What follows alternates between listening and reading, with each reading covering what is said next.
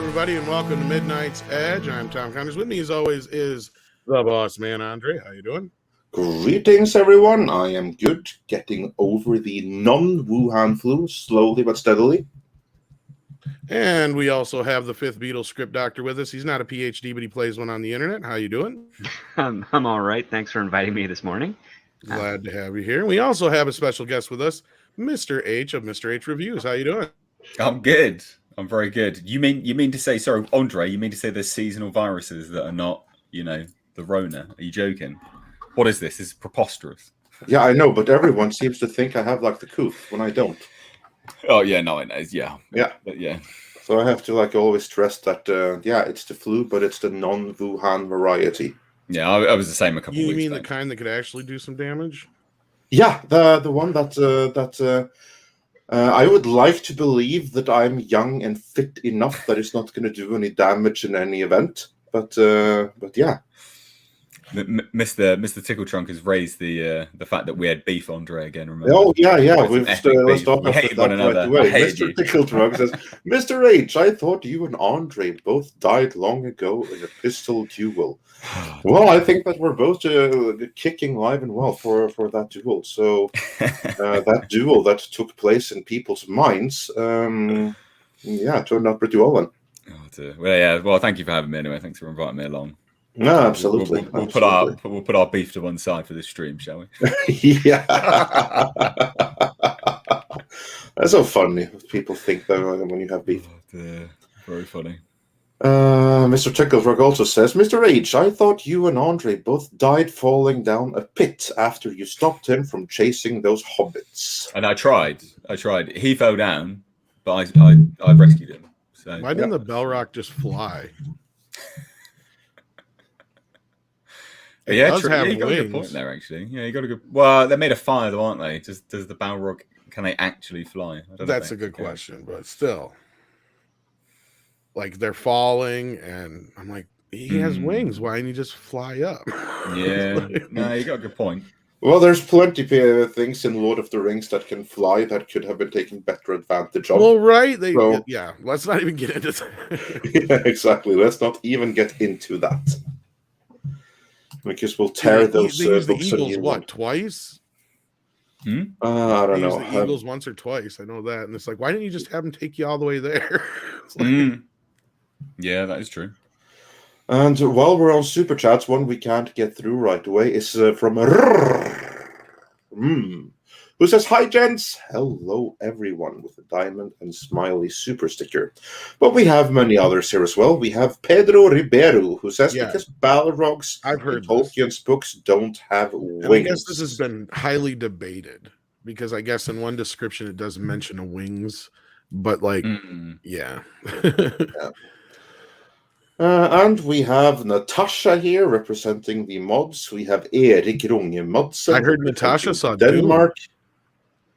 Yeah, she did. I think she liked it. You have to let us know, but I think she liked it. And Sontar she said she had a few issues, but it was pretty good and it wasn't woke. Yeah, exactly. And Sontar says, script, show Tom and Andre, bon cop, bad cop. Well, yeah. I mean, it's not a great movie, but it's a Canadian cop film. It's kind of silly. It has that terrible green tint of the time it was shot, which I think was the very early 2000s. Yeah, you mean you Canadians made movies after John Candy passed away? Yes, we did. Shocker. Yeah. And we also have Will Bloom here. Lindsay the Cynical Geek is here. Fear is the Mind Killer is here, so he's obviously ready for Dune. Taran Chul is here. D-Bud Martin is here. Rambam 3000 is here. Fractal Jack is here. Jason Gray is here. And Max Mercer is here. And quite a few others. So everyone, if you could do us a solid one, smash that like and help share the stream.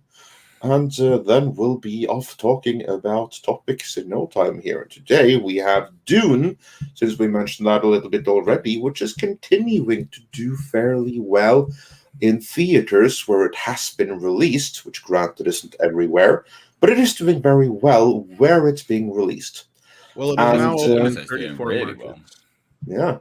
And that that has Mr. H? led some people to even speculate maybe it's not such a hot idea to drop it day on date on HBO Max in the US after all, because that's kind of going to kill its international theatrical revenue right away.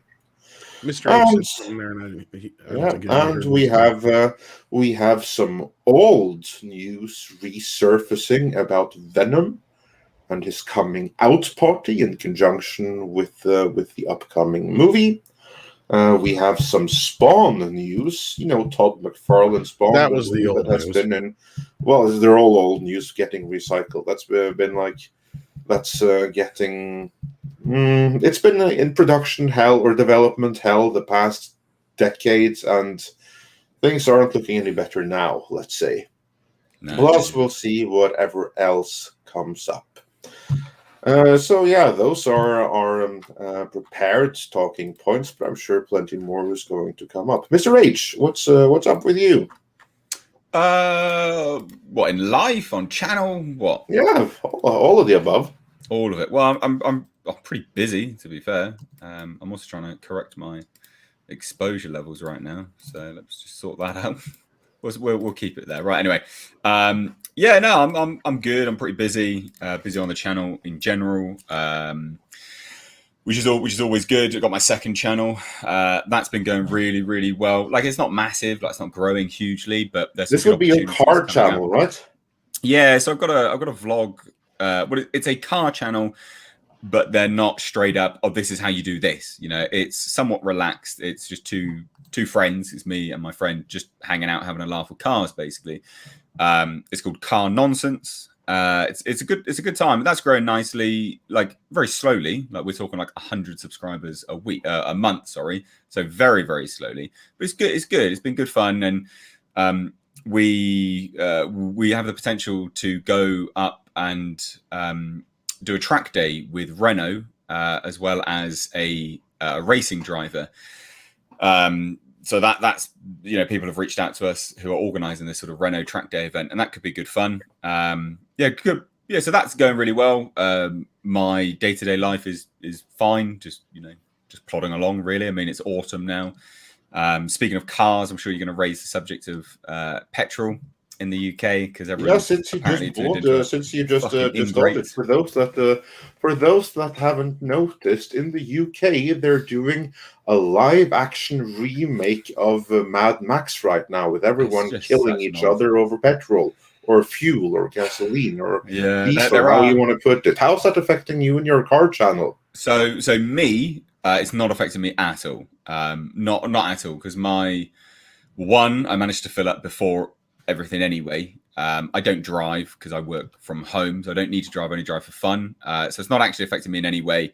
And also my cars only take 99 octane, which is, you know, it's the performance fuel, so it's more expensive.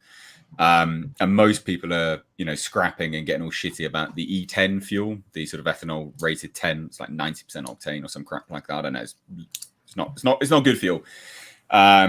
And yeah, people are like scrapping. People are literally having full blown fights at, you know, forecourts, you know, petrol stations, and it's mental. And the hilarious part of it is, as well, is that all of this could have been avoided if the media had shut their fucking mouths, because it had been going on for 3 weeks anyway. Like having issues delivering the fuel had been going on for 3 weeks. It then hit the media. The media talked about it, and then everyone went mental. And it's like, right. You know, COVID should have told you one thing, is that the average populace in the UK is an idiot, right? Like, they are actual idiots. And case in point, if anyone disagrees with me, you fucking shouldn't. But case in point, if anyone disagrees with me, COVID happened. What happened in the UK? Everyone went and bought toilet roll. Well, we had the same thing. I was thinking that. Like, this reminds me of the great bog roll shortages and. Well, I was just thinking. I don't think it has. I think it has more to do with just the fact that we are just so connected now, even more so than we were, you know, even 10, 20 years ago in comparison. Yeah, I think that's just it. I think you have the opportunity for, like, where, you know, you always have that friend where you can tell whatever and they just fucking turn into panic mode, right? Yeah. So now you have 100 million or billion of those. Oh, honestly, but it's so dumb. Like, if the media hadn't bothered to say anything, right? Like, we wouldn't there would be no issues. Right. Now there's a shortage. Now there's a shortage because everyone's panic bought. If they didn't panic buy and they did what they're supposed to do, which is what they normally do, because most people drive around, and you're not supposed to, but most people drive around with their car like half empty, a quarter full, that sort of thing, which is actually, if you know anything about cars, it's really bad for a car because your fuel pump relies on pressure and the fuel tank actually being full. You should only let it go down to half and then fill it back up because if you don't, you'll burn out your fuel pump. There's a free bit of advice for everyone. But most people do that on a day-to-day basis, and now everyone's gone, oh shit, I need to go buy fuel. Idiots, absolute idiots. But it's not been affecting me, and yeah, things are fine with me. Basically, just plodding along. Glad to hear it. So yeah, everyone, stop panic buying fuel. There's no reason to, because that's how you go and create an artificial shortage.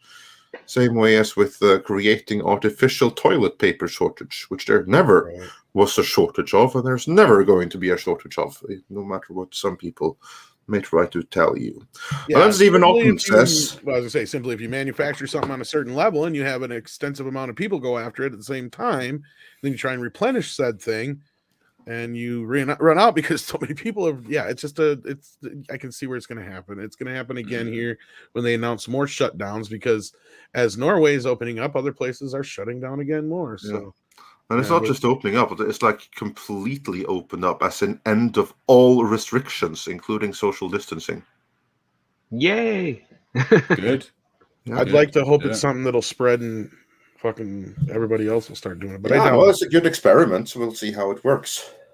Don't call it that, or Simi Lou might get mad at you. Don't say it like that, or Simi Lou might get mad at you. Well, he's probably mad at me anyway. I'm like a little bit disappointed that he didn't include us in his tweet with all those predictions.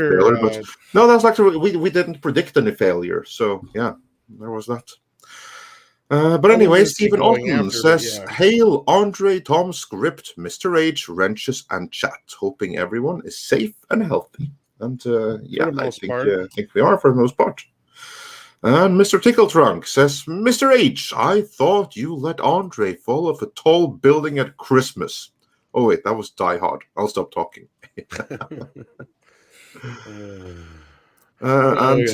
Martin Beck Trusbach says, "For 50 Danish krona, saw Dune 2 times now in the cinema. Not woke at all. Best movie since the first Lord of the Rings film. I am over the dunes on this movie." All right, cool. Well, it sounds like you're not the only one. Yeah, like you've now all heard the hype and everything. So Tom, Script, and Mr. H, are you not dying that you have to wait another 3 weeks before you get to see it? Yeah, I want to see it. I am. I'm very disappointed that they've done the release the way they have. I don't really understand it with the UK. A little bit frustrating, to be honest. Yeah, no, I think it's really it worked out for me because I saw it the day before it was opened in the markets where it did open. So I'm not complaining in that sense, but still, I think it's completely hopeless that they have had this long drawn out thing with some select markets, 5 weeks or 45 days, as Thomas pointed out, before the rest of the worldwide release. And then the rest of that release is at the same time as the HBO Max release, which kind of is going to undercut that HBO Max or the theatrical release everywhere else, because that means that even if you don't have HBO Max, there's going to be a 4K quality version available out there on the high seas. Now, how do we think that's going to affect the movie's box office? Variety doesn't think it's going to do any wonders, at least. Tom, what's the story here? Well, as we've been pointing out for a while, this is not a good move. And finally, the mainstream media has hopped on board along with that. Says Dune is opening in movie theaters and your living room. Here's why that's a mistake. According to Owen Gleiberman, who's actually somebody I'm not used to seeing too many articles from, but he's been involved in the Hollywood business for quite a few years. Dune has the potential to be the biggest of the year, but however, it does or does not do at the box office, is undeniably the biggest, grandest slice of movie in long time. Big in as in vast, as in images and sounds that fill the screen and fill the senses. Big as in the movie transports you to a desert planet of Arrakis for 2 hours and 35 minutes and you live there. So why would this overwhelming, epic, visually spectacular, one-of-a-kind sci-fi popcorn movie be opening on October 22nd on a television set near you? We know the answer, and there's kind of petty spreadsheet logic to it.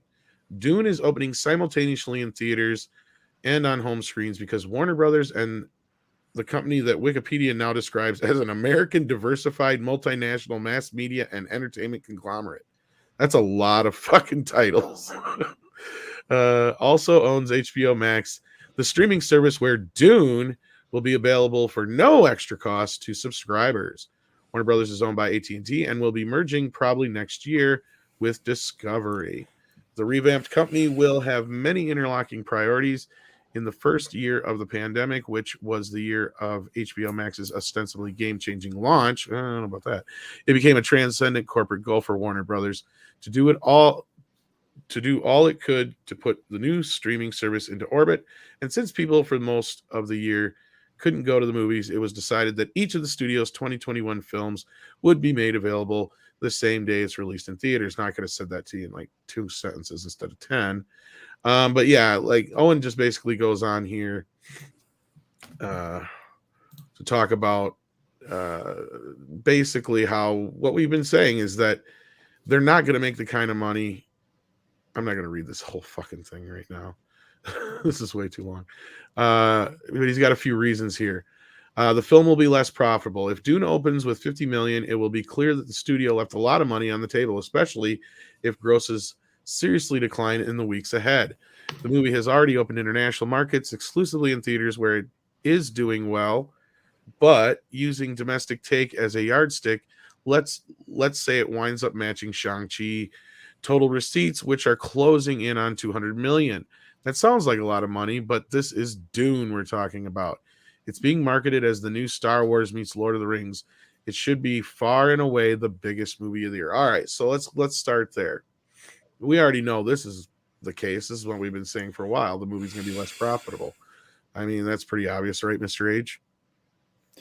Say that again, sorry. The movie being less profitable. I mean, that's a given, isn't it? Of course. We're right. Yeah, like this is duh. Like, it's a no-brainer. I mean, it's going to be less profitable just because there's going to be more people in one room watching it rather, for the price of a monthly, monthly subscription rather than an actual ticket sale. I mean, just that alone, disregarding any of the potential piracy that's going to happen. I mean, fucking Einstein's God.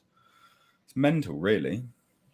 Right. And I mean, I don't know. I'm sure you heard that Black Widow quickly became the highest pirated film of all time. Real quick. Oh, that's going to be replaced pretty quickly, I think. I think you're 100%. right. June will be.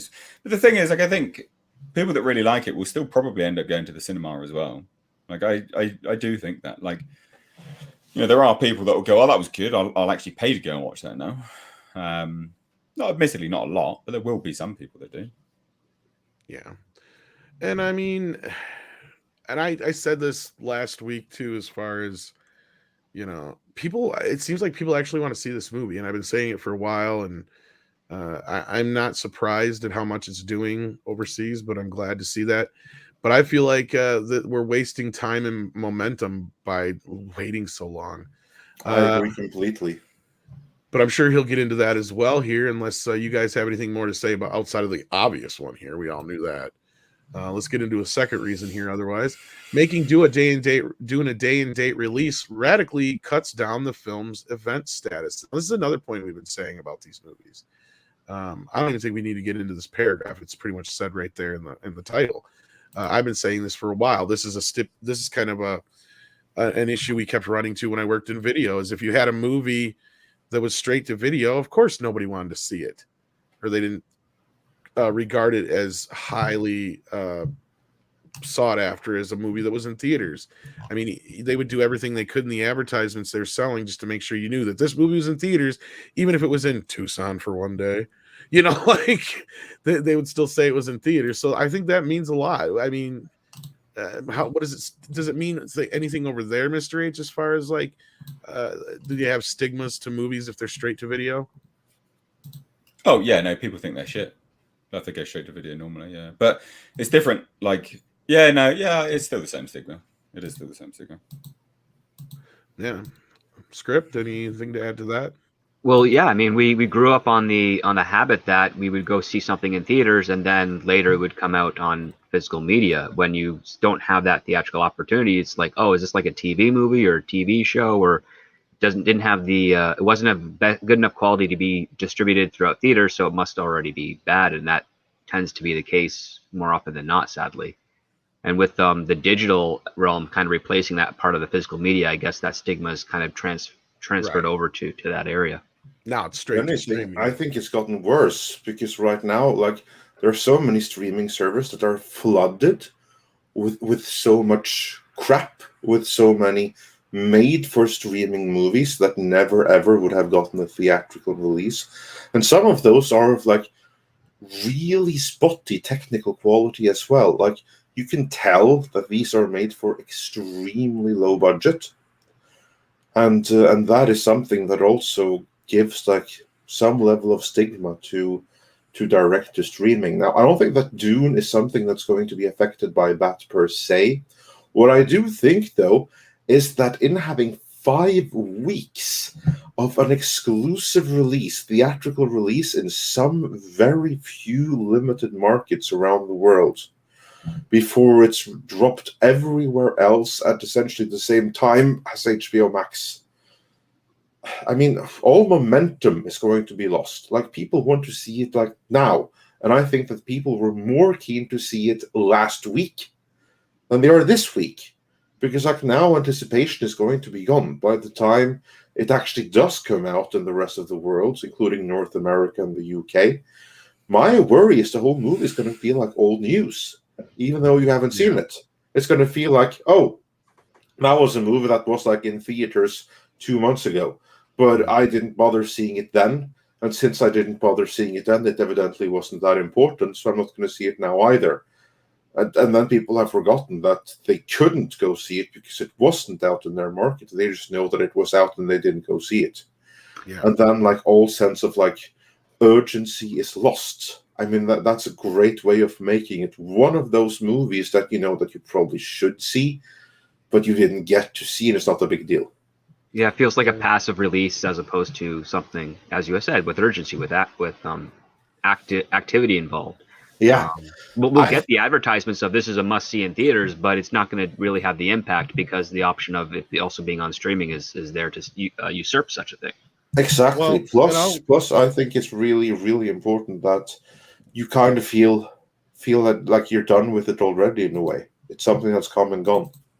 Well, and I'll go one step further, is it actually is more detrimental than it used to be, because as we keep pointing out here on these shows, like how Disney has devalued all their movies, because now that they're all on a streaming service, they're just content. Bambi is worth no more than Little Mermaid 3, which is worth no more than, their remake of Lady and the Tramp. It's all just the same now because it's just content filling up a streaming service, and there's nothing really making it stand out. So outside of losing that momentum and all the things you guys just said, which I agree with, I think it's even more detrimental to the film overall, because if you throw that up on streaming, here we go. Okay, you guys just said the momentum leaves. Well, normally people are used to a movie only being in theaters a couple months and then being on streaming, which is basically going to happen here with Dune. Because I already know a few people who went and bought their tickets thinking it was coming out already, and they're like, oh, don't come out until October. What the fuck? So you're going to get a lot of people who are just going to watch it on HBO Max thinking, oh, it's been out for a while and I'm just finally getting around to it. Or again, like, it's just, it doesn't have that urgency to it.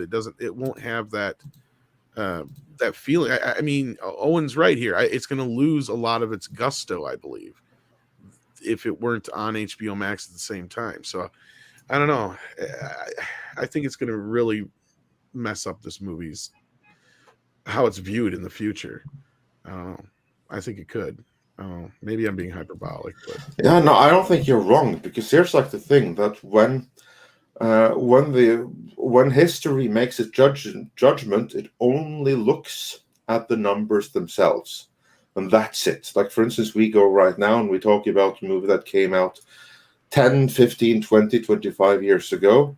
All we talk about is what it made. All context is kind of like lost. What it was up against is lost. If something extraordinary happened that would have affected the box office, also lost. And so, like, history remembers only the hard numbers where box office is concerned. Right. Well, this next point I think is kind of Owen showing his age a little bit. Says it's going to play on TV a lot less, and it brings up 2001: A Space Odyssey and talking about how small television is. Like, here's the difference, though, Owen. The average TV is a lot bigger than it used to be when 2001 came out. So, I mean, I think this is kind of a non-point on that one. So I think we're going to skip over that unless somebody else wants to. Well, doesn't that also preclude the idea that maybe it would be better for some people to watch it at home if they have a bigger screen television? Yeah, I think this was one point he should have overlooked and just moved on, because this is just his age kind of showing through, I think. Well, this is also something that the editor should have caught before publishing, which only goes to show lacking quality control and variety. Is all I can take from that. All in all, it's actually quite a good article from Variety. No, yeah. I mean, I'm glad to see this article. I'm not trying to like dig on it or anything, but I just know who Owen Gleiberman is, not personally, but like, I just kind of, I think it's funny that he points out this whole thing about 16-inch black and white TVs. Like, my man, ain't nobody had a 16-inch black and white TV for 40 years.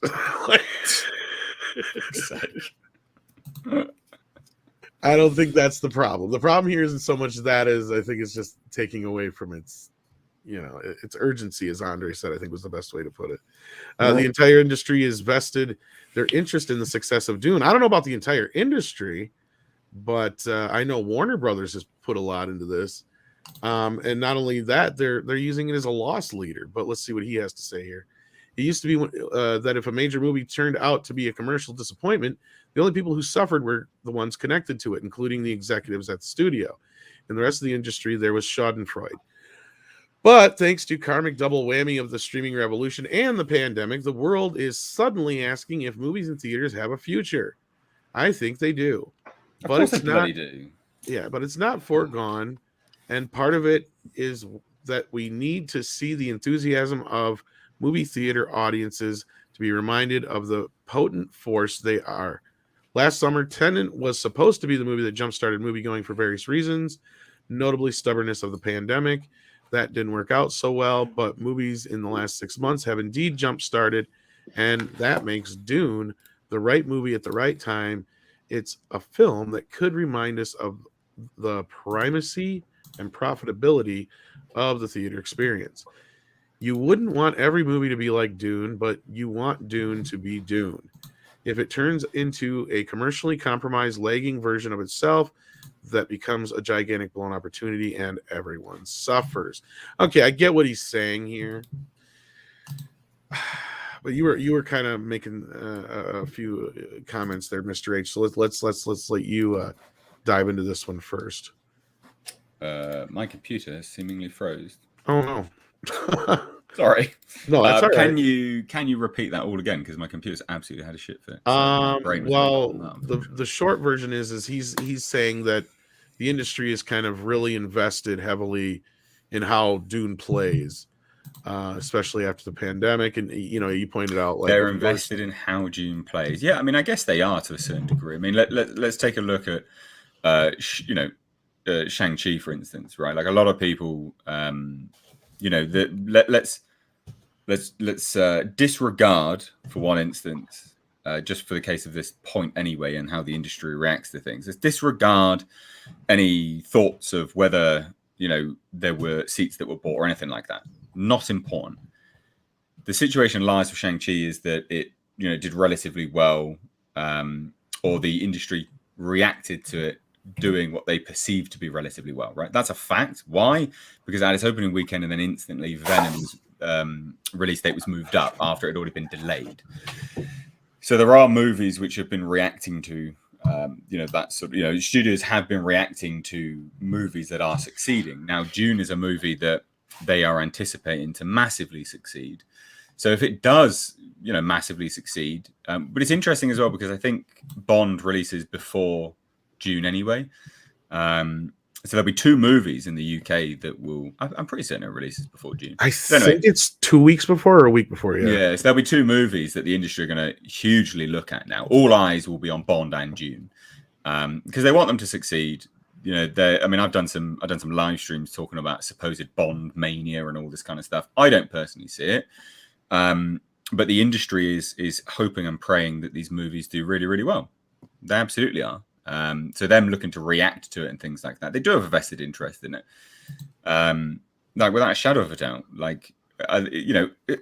how are you ever going to convince financiers to do $200 million movies again after the pandemic if none of these movies do well?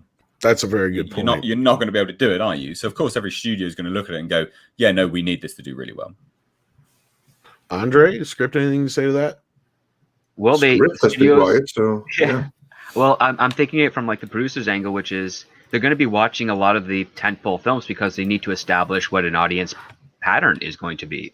Where are they going to be finding the most eyes on their product, and how can they monetize that as best as possible for the financing purposes?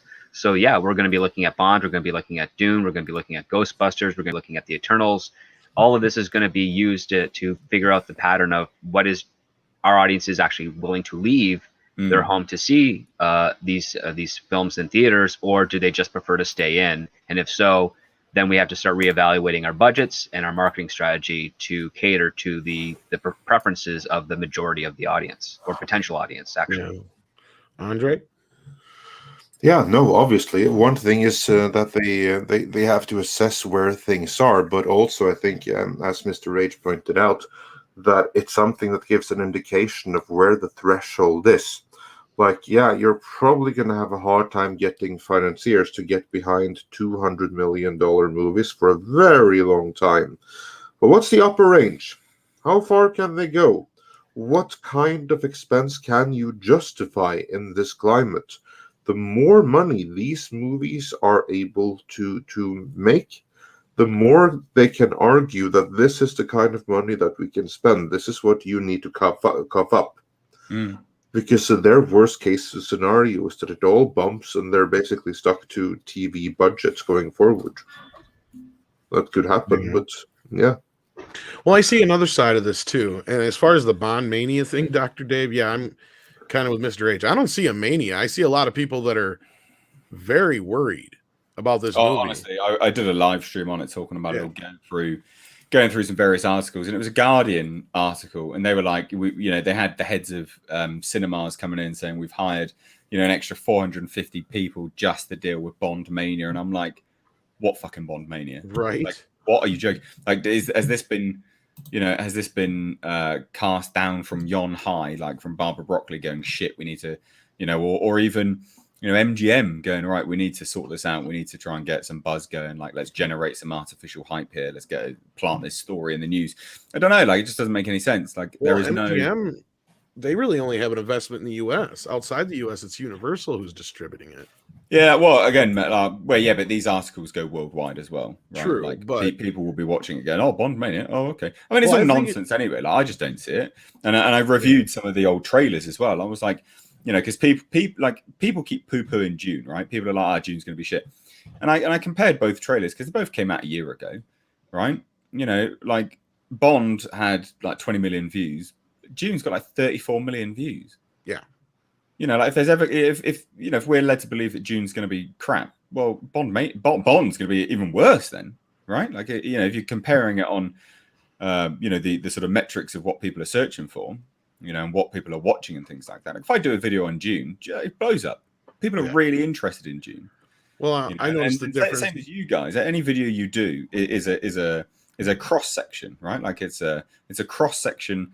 It's a mini census on what people are interested in, what gets more views, whether it's good or bad. Right. Well, there you go. That's where the interest lies. Well, even that aside, I noticed that it was outpacing the Batman trailer, which had been out already a month when the Dune trailer dropped. And I think the bigger thing here is with Bond, at least to finish up that part of the discussion. I think the bigger part here is they've already had to publicly say that they know they have to make over 900 million just to break even. I mean, that's just mental. Like, it's $1 billion movie, and it hasn't even. It has no way of making that kind of money now. It's so stupid. Stupid. And I think Dune coming out so close to it is going to kill it. I don't think anybody cares. That's what I mean. Yeah, where's the hype for Bond? Where is the hype aside from looking to, it sounds like shit. Like, that's where the hype is. People saying it sounds like crap. Exactly. But anyway, so yeah, like going back to the point of the article, yeah, the industry absolutely has a vested interest in the success of Dune. And as well, like, you better believe all studios are going to be looking at that and going, right, this is the next big thing, sci-fi, let's go. Sci-fi epics, let's go. 100% they will be. Just like they do everything. Oh, yeah. And the other side of this that I was going to get to, as I see here, is as far as the industry goes as a whole, I think they're more or less just pissy because you've had two or three of the biggest, what could have been potential hits of the year that got snuffed out because of the streaming bullshit. Right. So I see the other side of it where people are like, you've ruined the idea of going to the movies, and these movies that could have been perceived as hits. I mean, look how hardcore they're trying to make Shang-Chi out to be a hit. Right. Yeah. They're trying so fucking hard. And let's be real. I've got into a few discussions and arguments with a few YouTubers and shit on whether or not it's going to be profitable. But the fact that we have to argue about that, to me, tells me is like, really, is it going to be all that fucking profitable? Because the movie costs $150 million. Even if they didn't spend as much on it advertising as they normally do these movies, I mean, even if you figure they got to double their the amount of money to be in the profit range, they're still not there really. They're barely there. So, like, I was figuring more around 400 million to break even. Some people say in the lower 300 range, but I'm like, I don't know about that. Again, I don't see the Shang-Chi being financially successful. The only few movies we've had this year that you consider even remotely financially successful have been basically outside of the movies that were released before the pandemic. Is basically Kong versus Godzilla, which was also on streaming at the same time, which says something. And that's why I'm saying this, is because I feel like they're pointing this out as like you ruined the potential of that film and the potential idea that people were going back to movies by putting it on streaming at the same exact time. The other one would be Fast 9. That one actually got a theatrical release and it did fairly well. Didn't do as well as it could have, but it did fairly well considering. And then maybe the only other one, arguably, was the other one that ate the shit. I just had it in my head and I forgot it. But anyway, there hasn't been that many, but Black Widow could have been profitable, possibly, because if you look at the way it played, I think that's another reason why we're at the situation where everybody's like, what is the future of this streaming thing going to do to movies, right? I think you're breaking the habit. When people get the idea that, I don't have to worry about going to the movie theaters. People are talking about Free Guy. It's not a huge hit, but people are still talking about it because you can only see it in theaters. Yeah, and I watched Free Guy. It was good, damn fun. I enjoyed it. Enjoyed it for what it was. I mean, it's not going to be hugely profitable, but it's going to do okay in comparison, probably, than it would have if they just dropped it on streaming. Yeah, that's the other thing is, how much of a loss leader for HBO Max is this really worth to them? I mean, this is what I don't understand, and I said in my video earlier today was that I don't understand how HBO Max is the decider on whether Legendary go and make another Dune movie. What? Warner Brothers has only put up 25% anyway. So how is the HBO Max? How is that got anything to do with Legendary putting up another 75% for Dune 2? How? Can anyone explain that to me? Because I don't fucking understand. I got no idea. Contracts. It depends on the contracts. Yeah. Because if Warner owns a 25% stake in that movie and they have 25% say on whether or not there is a sequel, you can do a hell of a lot of greenlighting or sabotage with that 25%. Lest, of course, Legendary were to buy them out. But I think it's far more likely that, and this is what has been indicated already, that if it does well on HBO Max, then they're going to want to continue on HBO Max at the very least, Right. pending exactly how things progress and how much it earns and everything like that. I mean, like, if it earns well at the box office internationally, that's a good case for, well, maybe we actually should do something more than just Mando Tech and put some more money into it. That's going to be. But I think that there's going to be like some fighting between Legendary and Warner over the future of Dune here. I think everyone is going to want to do it, but what's going to happen, we'll just have to wait and see. I mean, it could also be that for the sequel, they may have more to do with it. Like, I mean, like for instance, the Joker, they farmed a lot of that out as far as that's why they didn't get as much profit on it. But I think they have much more control over the sequel. And I've seen this usually in other situations where they have much more sway over the sequel because the studio has more power in that situation. So again, I think Andre's right. It has everything to do with how the contracts are laid out. And maybe it's more, maybe Warner has the opportunity to put more into the sequel or has more sway on the sequel. Who knows? There's also the aspect of what, like, the tracking and rating of what the customers who subscribe to HBO Max do. So let's say once it is released on HBO Max and they get a subscriber boost, they can see not only did they subscribe, but what was the first thing that they clicked on to watch. And if that tracks as Dune, then that shows a positive relationship with regards to the content of the film to HBO Max as well. And that might also factor in, and also might have, maybe they will be able to negotiate in a sequel for Dune a bump for Legendary and the cast and crew production involved, if they're able to confirm that, yeah, we have a pattern here. When we release Dune on HBO Max, yes, our existing subscribers watch it, but on top of that, all the additional subscribers we have, the first thing they clicked on was Dune, and then they started to watch all the other content. Therefore, they amortized Dune to actually increase their holding of customers to the subscription service, which means that Dune would then be considered a higher priority, not just for HBO Max, but also for the investment required for a follow-up film. So, I mean, it's all up into the air at this point.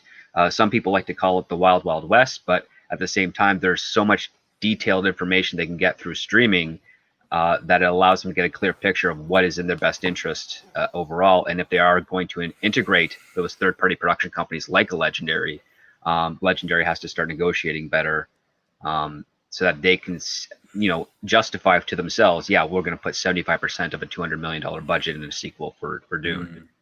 Right. That's what I'm saying is, like, yeah, maybe they only have a 25% investment in this first movie, but they may have more of an investment in a sequel happening. That has everything to do with contracts. So, and then I guess there was more to this that I didn't get to. Of course, there's another possibility in all this. Dune opens on October 22nd. People watching it on HBO Max and still goes on the massive theatrical, and it still goes on to be a massive theatrical hit. It breaks the bank.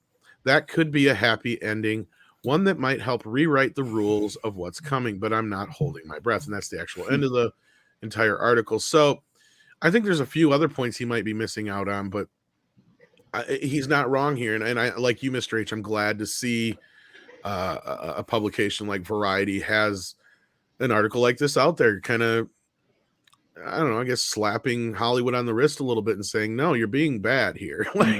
Because I mean, we said this a while ago. What was that? Sorry. It's pressure, isn't it? Yeah, exactly. Yeah, because I mean, a year ago, everybody's like, "Oh, theaters are dead. Theaters are dead. We're done. We're not going no more." And I mean, I still hear this from some people, but I feel like it's in larger areas because it's like, I don't know if they realize that the theaters have been open this entire time in the Midwest and certain other places. They never really closed. I mean, but clearly there had to be enough theaters open for some of the movies to make the money they have. So I don't know. I think you're onto something. I think it's like a very, very US-centric point of view. And it's like you speak from the point of view of exactly where you are and what you see around you. Like, for instance, here, Dune was packed when I first went to see it. And from what I hear, it's even more packed now, because now you actually can fill theaters to capacity, which you couldn't before. Then you had like the COVID restrictions; they're gone now. So yeah, the theaters aren't going anywhere. it seems that for the right movie, people absolutely will come back. That is true. Well, especially in your parts of the world. Over here in North America, we're actually getting some restrictions on October 22nd, like are being proposed. So, for instance, there's the talk of the passport thing, which is already in effect in places like in Quebec. It will be in effect on the day Dune releases in Ontario, and in other provinces across Canada, and also in some areas of the United States. And that's going to have an impact because, again, those passes are specific to non-essential businesses and operations, and nothing is unfortunately considered more non-essential than theater going. So that could have an impact as well. There could be a lot of people that want to see it in the theater, but just might be denied because of whatever personal reason they have, and justifiably so. They should have those personal reasons. I don't like the compulsion of that aspect. Yeah, if they don't have the sufficient social credit score, then yeah. Exactly. And that's something also. I mean, if I were like far more important in Hollywood, I would totally be lobbying against those types of things, because it's like you are directly impacting my ability to be successful because you're excluding customers based on immutable things that you're claiming as a choice, when it's really a compulsion. And it's like, how can I hit my broadest customer base if you're telling my customers that they can't see the thing I've made for them? And I think the industry should be doing that. I think a lot of industries and businesses should be doing that in response to such a thing. Yeah, absolutely. But instead, many appear to be fighting against their own interests. Yeah, it's a little tragic too. But I'm gonna do everything I can to see Dune in theaters. And I hope anyone else who wants to does as well, because this is a movie that a lot of people have been anticipating, and not just because the only options they've seen were the sci-fi miniseries and the David Lynch film, but because a lot of people enjoyed Blade Runner 2049. Not enough for it to be a huge success, but enough for it to still be in the conversation. And the same with Arrival. So they like the director, they like the cast. The script was pretty solid, so I'm curious to see the differences between script to screen. And yeah, so we'll have to wait and see. Unfortunately, I got to wait another 4.5 weeks. Yeah. Actually, on that note, I reread the script, looking forward to that myself, and I can answer you right now what the difference is. Great. Yeah, the only real difference is that every single reference to past history and to the lore of the Dune universe is gone from the movie. Wow. Huh. Every single thing.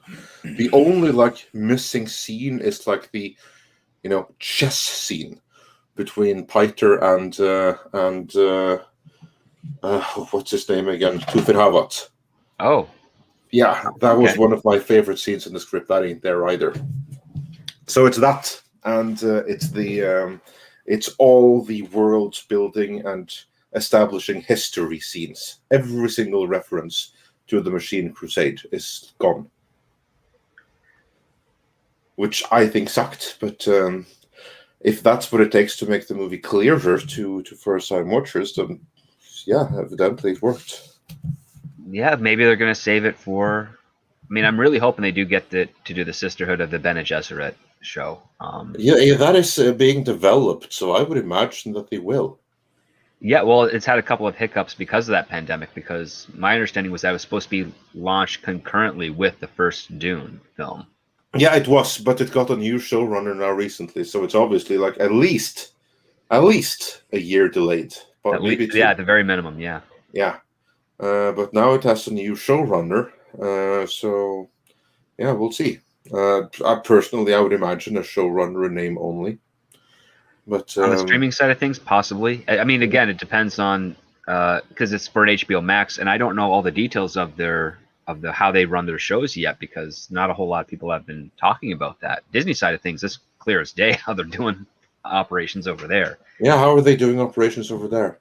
Yeah, you're pretty much your showrunners in name only. There's executive producers that are traditionally known as directors and only do directing, that are getting executive producer credits, that are getting writing credits, even though they're not really writing. It's quite bizarre over at Disney.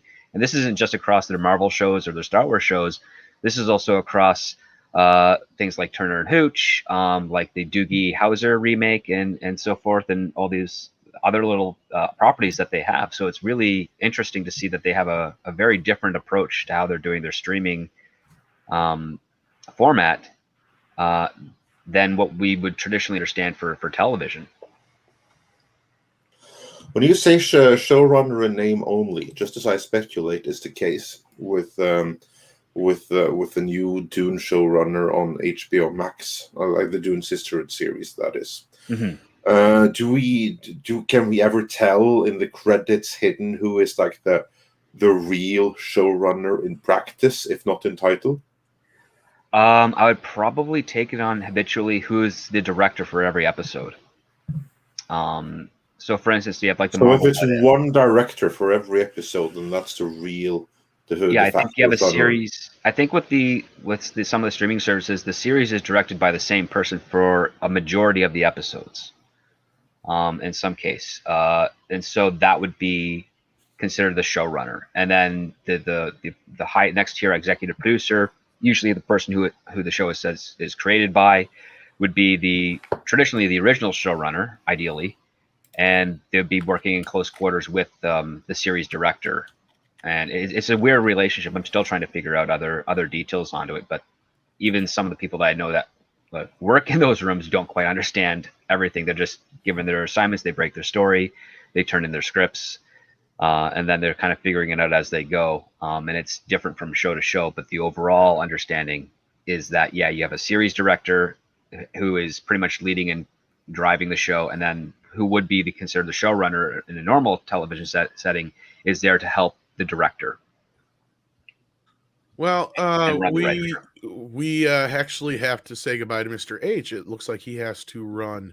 Thank you for being here this morning, though. We appreciate you hanging out with us. Yeah, sorry, guys. Something's come up, unfortunately. A little bit of a personal issue I do need to go and take care of, so I do apologize. No worries. Yeah. Hopefully everything's okay. And well, yeah, we shall see. But no, I do appreciate it. Thank you for having me, as always. Do appreciate it. Absolutely. You're always welcome. Always good to have our beef out in public. Well, no, of course, yeah. I don't do it in public, you know. Doc will have to pry you apart. You guys don't knock it off. Well, I know. It's just going at one another, isn't it? It's awful. It's dreadful. Sorry to bring the stream down with that, that beef. Yeah. Well, as soon as it's possible, I'll head on over to the UK and I'll bring some bottles of moonshine to smash your head with and stuff. Absolutely. Appreciate it. That'd be great.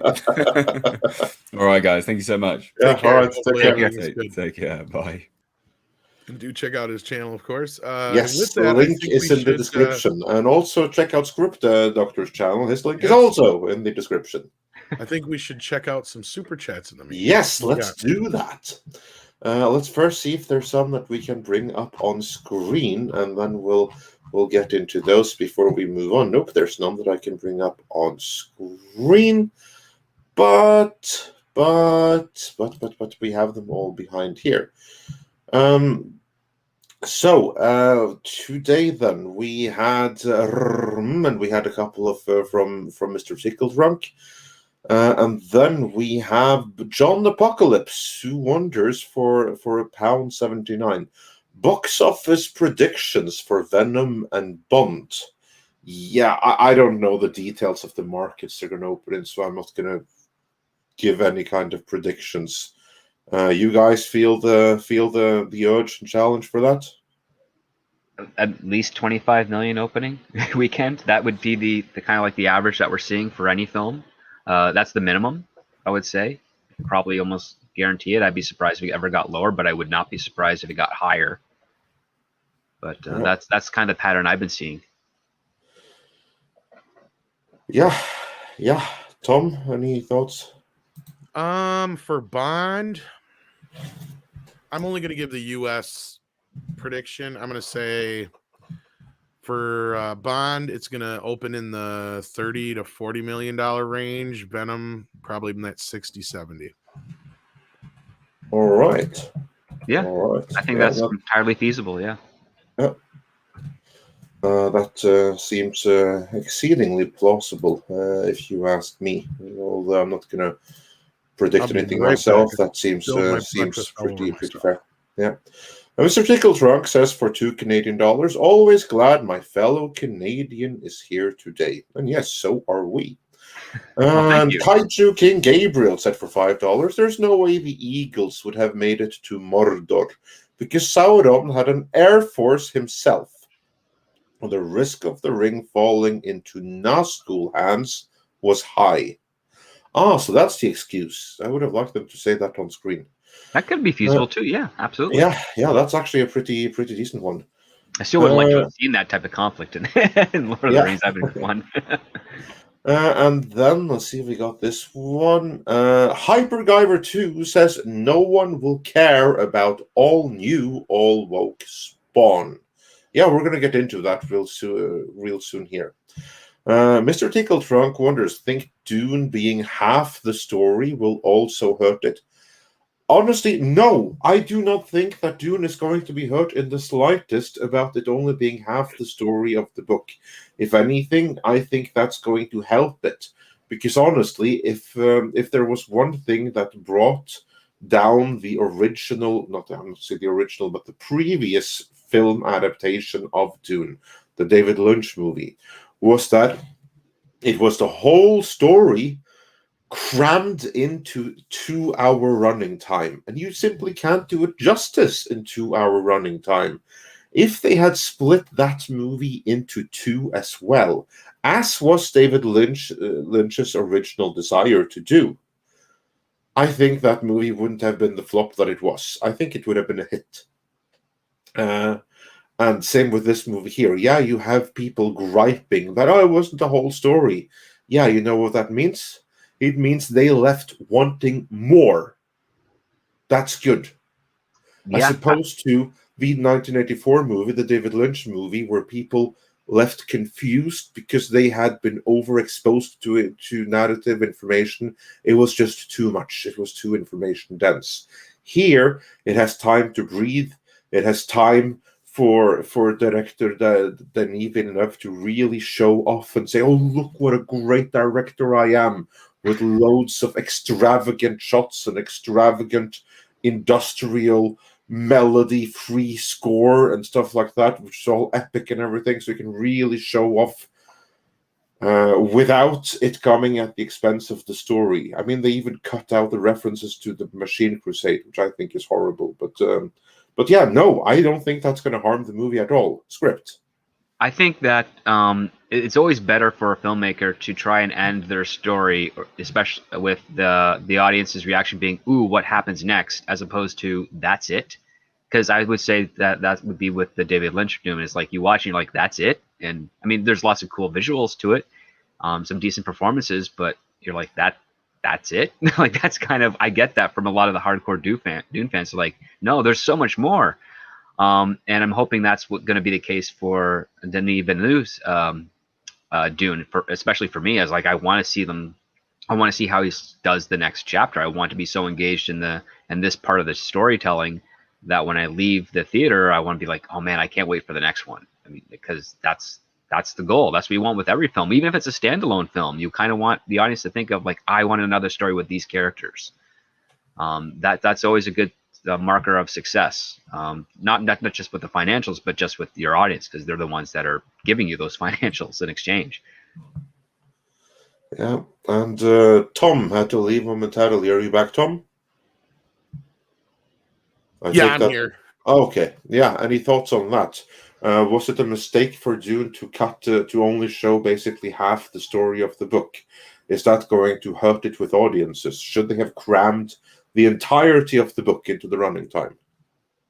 I don't think so. I think we're in a world now where we're used to the idea of things like Lord of the Rings, Hunger Games, Harry Potter, stories that have kind of open ends, even the Marvel Universe to a point. I don't think that's the problem overall. I don't think that it's going to be a problem. I think the bigger problem is just going to be Warner and Legendary justifying spending the kind of money they did on the first part on the rest of the series. Well, hopefully they won't have to. I mean, you don't have to go back to Caladan. You've already established much of the city. I can see ways where you can continue the story in a way that where it feels organic, where you don't have to go quite as epic as it was necessary to do this time.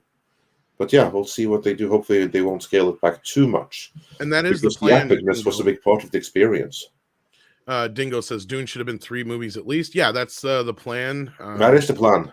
Yeah, so if it goes to, if it actually comes to fruition, then we'll see. Yeah. I have high hopes for it. Every time I hear more about it, see more trailers behind the scenes, I want to see it more. It's slowly becoming more anticipated by me. I mean, Ghostbusters and was probably like my big movie I wanted to see this year, but I mean, I'm starting to, get a little bit more antsy about Dune. So I don't know. Maybe I'm not alone. Yeah. And then we have Organic Vistas, who said for $4.99, buying seats for Sopranos and Dune. Not sure about Bond. Can't support woke. They torched it possibly. Ain't supporting Shang-Chi due to actor/kids. Yeah, that's fair. And Troy Pacelli says Mr. H understated it. Fans will pay, and multiple times, because we want to assure a sequel. Kevin Nelson, yeah, that's a good point, but it takes a hell of a lot of fans to assure a sequel. Mm-hmm. Kevin Nelson says for £20, thank you so much. I'm thinking that these companies just don't want to make any money. Well, I'm sure they want to, but they have very weird ways of achieving it sometimes. Yeah, I mean, they definitely don't want to spend money, but that's for sure. But yeah, they definitely want to make money, and their perception on how to do that has been very peculiar, in my opinion. Yeah, and here's a good question, or implication at least. Martin Beck-Trusbach says for 50 Danish krona, Warner Brothers assured Villeneuve a sequel will be greenlit as long as the film performs well on HBO Max. I'll believe it when I see it. Script. Do you share Martin Beck-Trusbach's cynicism, or do you think that we can trust Warner on this one? I think we can probably trust Warner on this because they're they're primarily the distributor, so they do have the greenlighting power in this case, because Legendary can front as much of the budget they want because they're making the film. They just don't have a distribution network. But for many years they've had a pretty positive relationship with Warner Brothers, not so much with Christopher Nolan's Tenet recently, and obviously there's some controversies with Dune. But I think that Warner Brothers is very confident that the quality of Dune is going to generate good response on HBO Max, and they're basically trying to create negotiate the best type of promise, and I air quotes that, with Legendary, saying that yes, we think this is going to be very, very successful on HBO Max, so much so that we will promise you a sequel if it does great on HBO Max. And I don't think that theatrical is going to have a negative impact on Warner Brothers' decision to distribute a follow-up film for that. And I think that's what they're hoping for and gaining for. And that's also kind of a good thing, because let's say hypothetically it doesn't perform well in theaters in North America, and but HBO Max, it just takes off. At least Legendary can say, well, all right, we've generated some money for Warner Brothers through their streaming platform, and we didn't make as much in the theaters, but at least we're guaranteed a sequel, which is always a good thing for a production company, because it's like, well, our people are going to be working again on something. We have something we know we're going to be working on. And I think that could kind of alleviate some tension, but not a whole lot, because ideally, like their intention was to have this be a big worldwide opening with a huge box office take, and a nice cultural impact milestone for people. And circumstances have kind of dampened on that. So I guess this is Warner Brothers trying to circumvent that a little bit, but it's a long shot. I think Warner Brothers intends and is willing to put up a sequel. And I think they're doing that deliberately by saying, like, we're going to focus on the HBO Max side of things because of the current situations with people getting to theaters. I'm sorry for the long-winded part of that, but yeah, just you're fine. I think Andre had to step away for a second here. So, with that, what else did we have on the docket here? We had, I don't even remember anymore. Was it the Spawn thing? Or... Oh, well, yeah. We all kind of heard about this a while ago. Todd McFarlane's been producing a Spawn film, and he had said something about a while back it was going to be more around this, I believe, a female protagonist, and Spawn would be more of a background character and all this shit. Yeah, because I read the first draft last year, and the protagonist was a detective, not a female in the first draft, but I'm assuming that was part of the rewrite. And what it was not a very good script. It was an interesting take, because it was like it was like Todd McFarlane casually understood the Shadow, because the Shadow has a similar introduction in his first pulp, the Living Shadow, where that character is not the main character. There's this other guy that the Shadow has hired to investigate something, and we're following him for most of the book. And I think Todd McFarlane was trying to recreate that for Spawn in the script, and I don't think he succeeded very well. And it wasn't like an engaging mystery. I don't remember a whole lot about the script other than the things that it kind of paid homage to from other genres and other writers. And now we're learning that it's going to have a female lead. It's going to be a bit more of a social commentary on current events, which is kind of outside of Spawn, from my understanding. Well, I'm not sure about the female here. I got the story up now. This is where I was stumbling a little. Oh, okay. Because Andre didn't fucking send me the link. I had to go find it. All right. This comes from Bounding. Todd McFarlane's Spawn film embraces Hollywood wokeness. Spawn creator Todd McFarlane admitted the upcoming movie will embrace Hollywood wokeness. McFarlane spoke to CBR about the upcoming film. He made it crystal clear the film is about embracing Hollywood's race politics. Last month, it was announced that Brian Tucker is going to take a crack at the movie script. What about a vision for the project impress you about bringing him on board? Asked CBR. McFarlane answered, well, it wasn't just my decision. There's a handful of other people working on it, and we haven't announced it yet. One of the people working on it that is going to be a big name, we finally get to announce it. I think he said he went through close to 100 scripts by as many people as he could. The creator then I thought that was interesting. He's like, well, it wasn't just mine idea. It was a group effort. Don't blame me. Then the creator revealed one of the key things he was looking for was a non-white writer. He said, we are looking ideally for someone that could bring a voice to the character on two levels. I'm just a white Canadian kid. I haven't lived the life of a man in America, of someone with dark skin. We thought it was important to get perspective of somebody who has, someone with that perspective coming in and adding slightly different bent to what you and I, as comic creators, already know as to what Spawn is about, he added. McFarlane then noted that he doesn't want the film to tell Spawn's comic origin. I didn't want it to do the comic book origin story from issue 1 through 3 in the movie. We are looking for people, without even telling them that, to give them something a little bit different. He continued, unfortunately, 80 to 90% of them, according to the other person involved who was interviewing most of them, were falling into the trap of retelling the comic book story in the movie. Well, whatever. The Spawn creator went on to detail that he wants his new film to be relevant today, specifically in terms of its social content. Didn't he already cast Jamie Foxx in this thing? McFarlane explained, we saw that movie came out 20 plus years ago from New Line. So what haven't we seen that would be interesting and relevant today, both in terms of filmmaking and social content? Really? I don't know about that. What's funny about McFarlane's comments here is that he shoots down the idea of doing Spawn's origin for this upcoming film because it's already been done. But in the next sentence, he's calling for a movie that will be relevant today, both in terms of filmmaking and social content. Not sure if Todd realizes this, but it's been done to the umpteenth time as well. We've already seen it, and movie-going audiences are not interested in seeing more. Just look at Terminator Dark Fate, Charlie's Angels, or any of the other films and TV shows that embrace woke culture. Movie-going audiences do not want to see films that have social content that is relevant to today. We want messages that are timeless.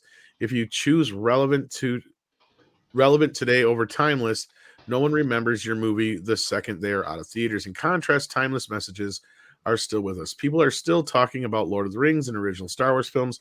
People are still talking about Die Hard, Sound of Music, Gone with the Wind, and Wizard of Oz. Farland's comments come as Image Comics announced the recently released Gunslinger Spawn #1 became the biggest launch of the new superhero monthly title in the comic industry in the past 25 years, and the first printing of 393,000 copies. I know King Spawn has been doing really well too. Was there any more of this that was really even relevant? No, I think that's the main point. Plus, a really, really good conclusion. If you try to make something really contemporary, you just make sure it's not going to age very well at all. Everything that's contemporary ages really badly, and those are the things that eventually is going to need a remake. Yep. And honestly, I don't see a problem with doing an origin story. Spawn is not Spider-Man. Spawn is not Batman or Superman. People don't know him as well. And I get it. Granted, I know Spawn is a very popular character. But it wasn't like the 1997 film was a blockbuster. Right? It's not been very timeless. It's not lived on. The only people I know who still watch it are people like us who actually, are geeks and nerds, and maybe the few people who grew up with it. It's not one of those movies that has carried on much past its past due date. Yeah, so, I would agree with that. Yeah. So I think it is about time. You got to kind of do an origin story here. You don't have to do the straight up, let's tell an origin story, but you at least got to have something in here for a new audience, that because you have a whole generation of kids who have no fucking clue who Spawn is. Believe me. Possibly. And I would also say that when you're dealing with film, you kind of want to, like, you're introducing the character. And in this case, maybe an origin story will work better. I mean, if you want to circumvent an origin story, I would say go to television, because you can at least have the characters create the mystery of who Spawn is and how he came to be, by focusing more on the characters and a little bit less on the plot. And that can be engaging enough to hold your audience for the long term, where you can actually explore stories like this at a better pace. But with a film, you're looking at 90 minutes to 2 hours. That you have to try and get a lot of information in there. So do you want to focus more on the most important aspect of the character's life, which would be how they became the hero that we're seeing them in this film?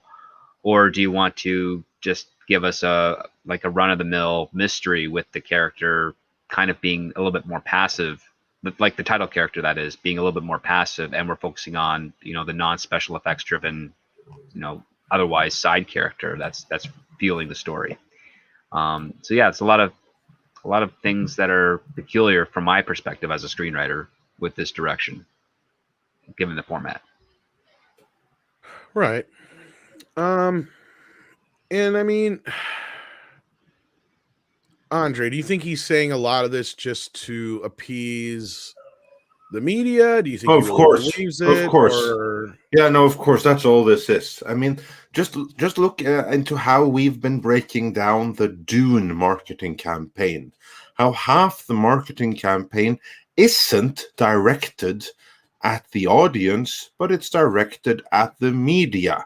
It's a huge virtue signal to all the editors and all the journalists and all the pundits out there that are completely all in on the cause that they're all behind.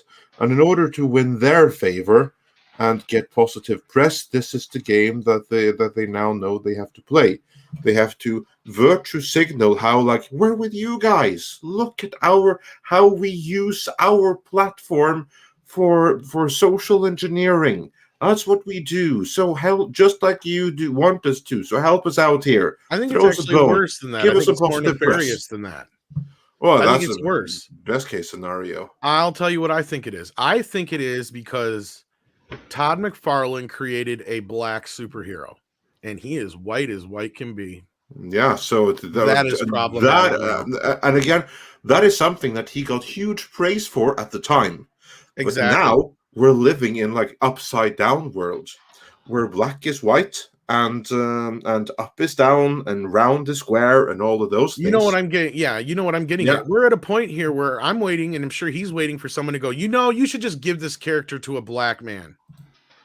You should give up your stake. In fact, you should never have created this character at all. How dare you? How dare you do something? Stay in your lane. I mean, that's kind of like the narrative that's going to be aimed at him if he doesn't say this. I think you're right, or at least that's where I'm coming from. I think it goes even farther than the normal bullshit. I think he was sat down and he had a talking to by a few woke individuals who explained, guess what, Todd? It's a little problematic. You see, you created a black character and yeah, you're not black. So you don't know what it's like. So you don't know the perspective. See the words he's using? Yeah, exactly. And I said, I mean, I may sound a little hyperbolic, but no, Andre's not right. That's exactly what I was getting to. They're getting to the point where they might turn around and go, you should just give up your stake in this. Give it to the black community or this person or that person and let them have it. Like literally have it. Not sell it, or anything like that. And also they're gonna say like you should give up all the money you ever made on this. Yeah, so of course, again, this is a game that he has to play before they come for him, because so far they probably aren't aware that this is a black character created by a white man. But give them time. Give them time for them to like fully catch on exactly what this is. And then he has to be there before. It's like the same thing like with if you owe money to the IRS or something, you better come to them before they come to you. I never actually have heard that, but that's good. That's a good rule of thumb, I guess. Yeah. No, but and I think that's why he's saying these things. And this is part of the problem that we have in Hollywood is you can't tell a story. Like I guarantee you, if Script Doctor were to write a movie with a black lead, he'd walk into an office and have the same fucking thing happen to him. Probably. It depends on the studio, but yeah, probably. The first question would be, who are you to write this type of character? Exactly. Yeah.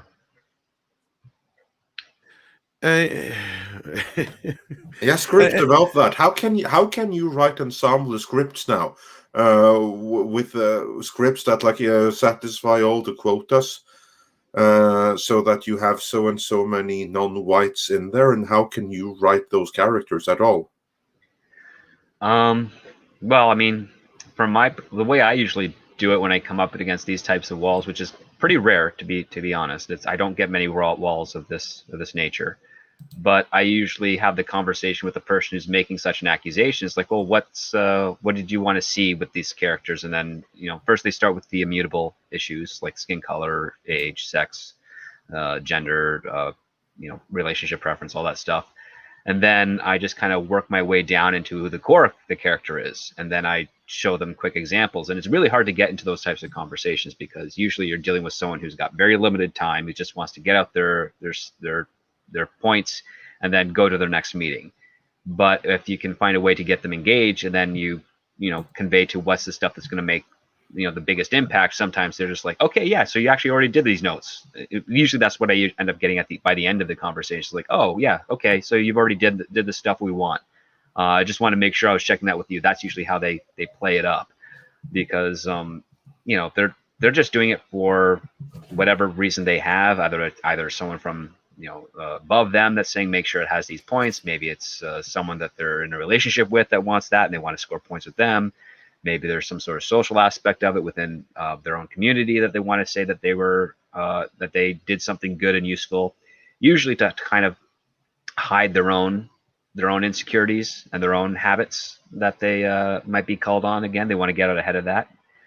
But yeah, it's a really tough situation. Like even for this one here, if I were in Todd McFarlane's position, I would say, well, I mean, I wrote this character. It resonated well. It's a success. It already earned a movie in the '90s, and it's got a great toy line and everything.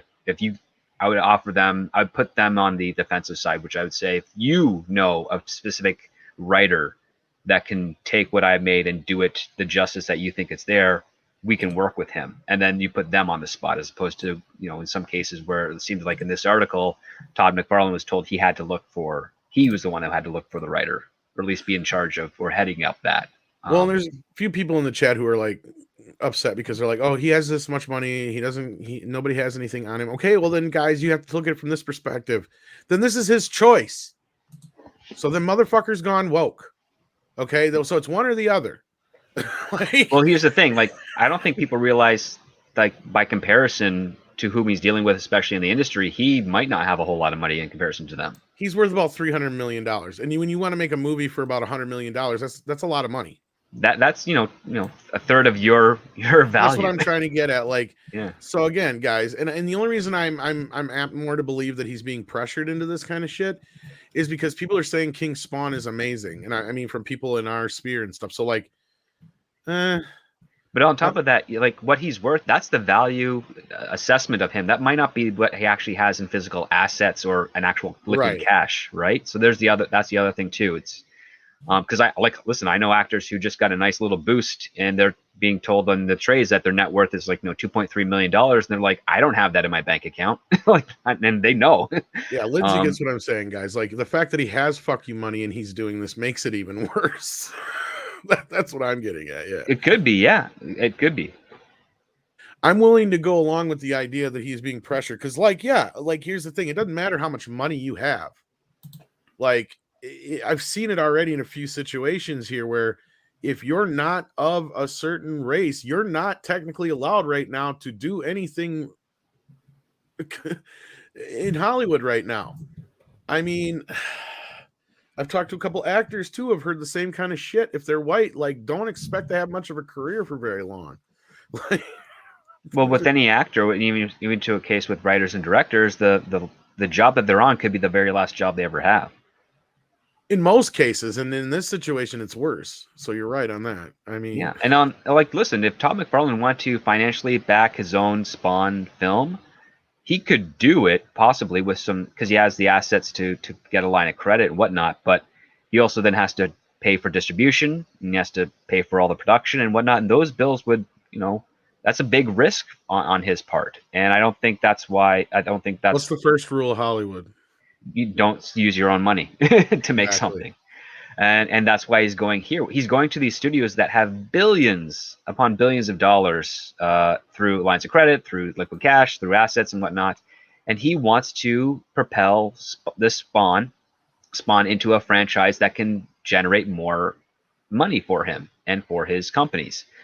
And I don't think the only thing he has to put up is, the right. He owns the rights to this character. He's putting up the character. He's trying to create a quid pro quo deal with the studios, and they have certain obligations that they want to meet in order to get this movie made. And Todd McFarlane can either negotiate with those obligations, or he can go for another studio. And he's been trying to get another Spawn movie made for the last 25 years.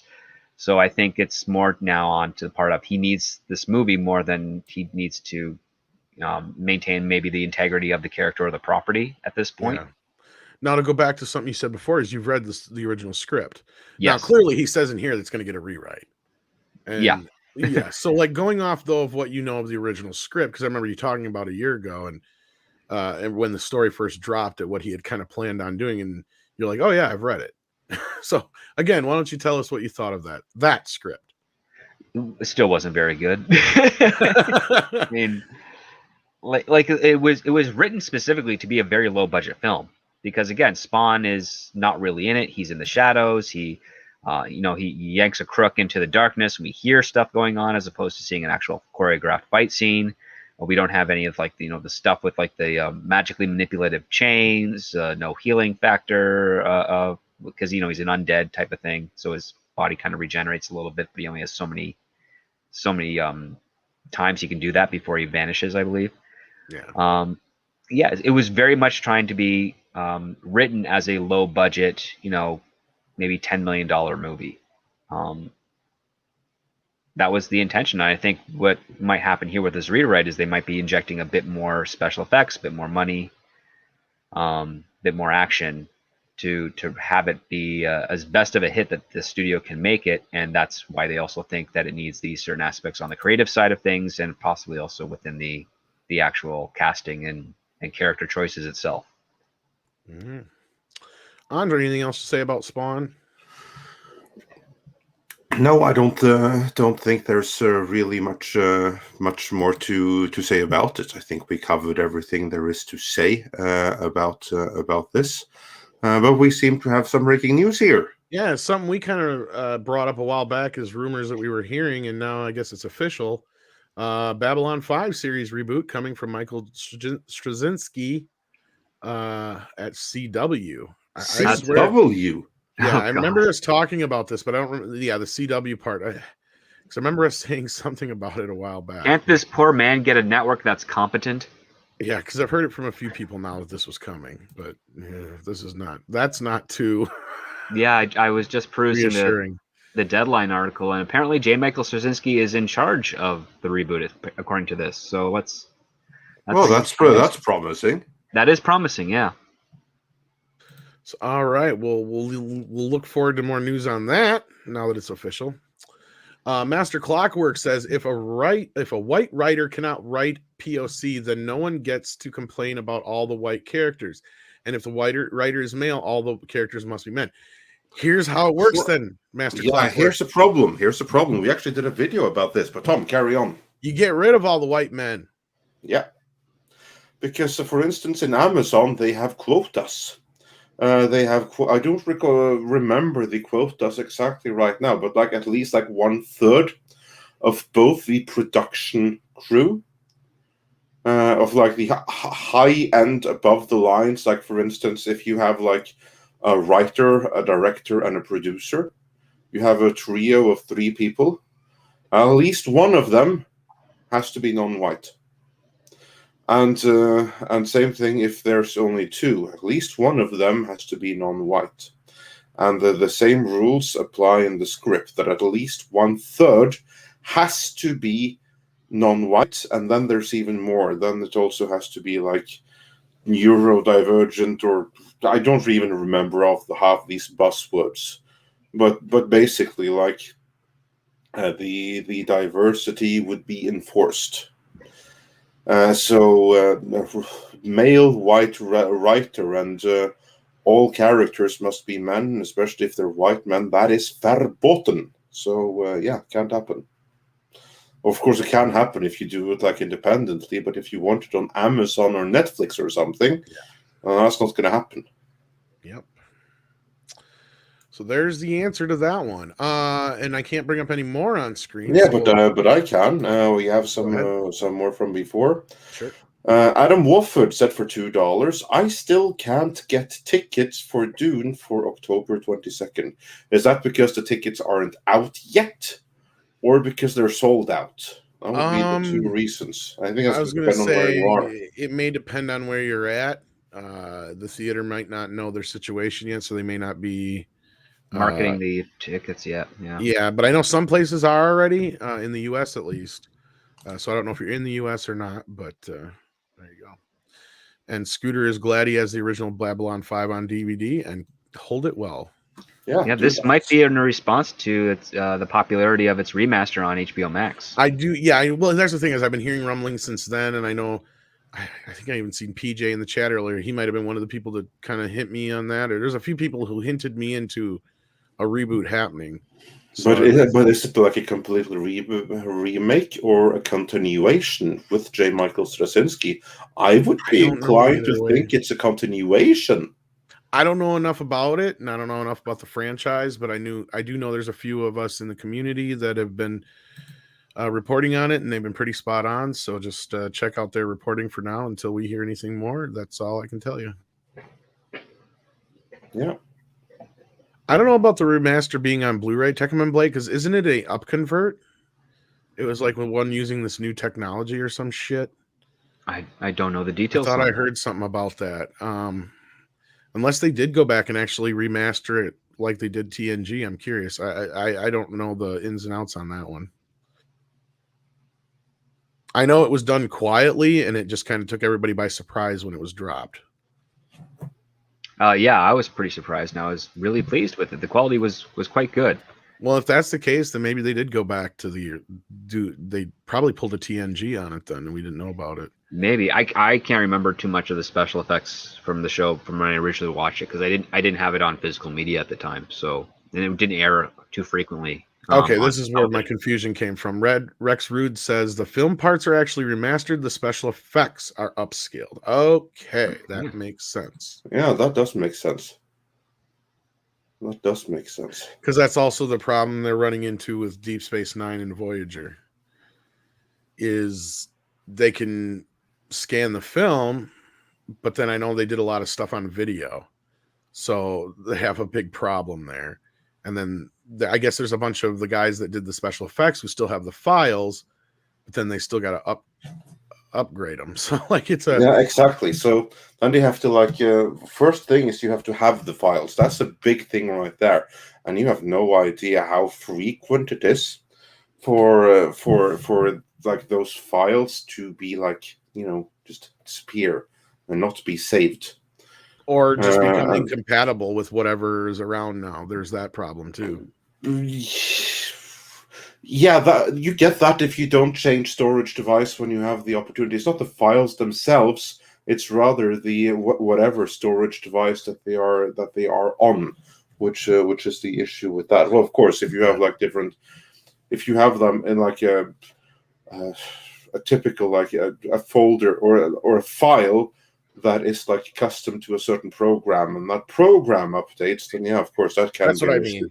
That's what I mean. Yeah, this is true. But like from what I've been told from two different people, one of them I think being Robert Meyer Burnett, I think I could say that because I think he said it publicly anyway. The whole thing with Deep Space Nine and Voyager though is Paramount don't want to pony up the money.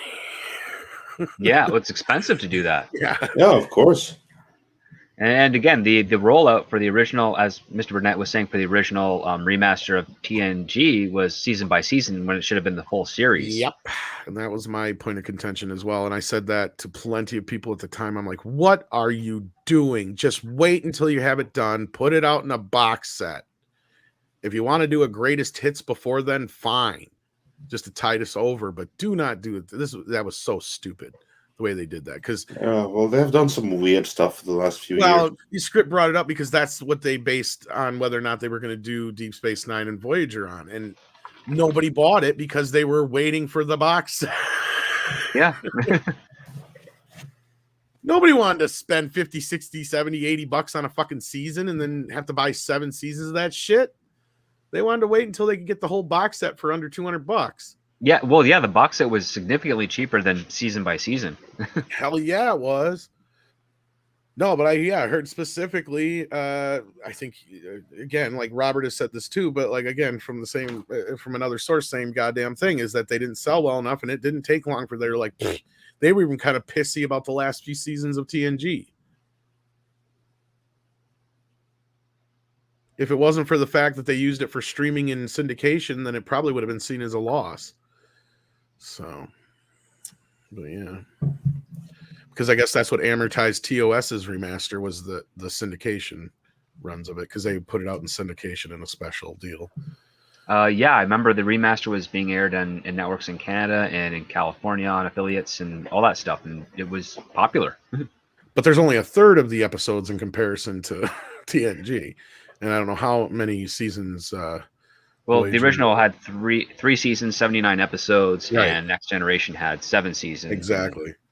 Over 100. And I don't remember how long, Deep Space Nine or Voyager ran, but I'm still there at least 5 seasons each. Deep Space Nine was every Star Trek show except for Enterprise was 7 seasons. 7, yeah. Yeah. Deep Space Nine was 7 with the 13-episode first season. Yeah. Yeah. Whereas Deep Space Nine was like full seasons, 24 to 26 episodes, every last one of them. Mm-hmm. So if anything, too many episodes, but yeah. But yeah, all right. But that's exciting news. So let's hope for the best. Although I have to say I'm skeptical about the whole CW thing, but we'll see. But before we get into the final story, namely Venom, we have a couple of other super chats here. Luke says for $5 Canadian, I'm in Canada.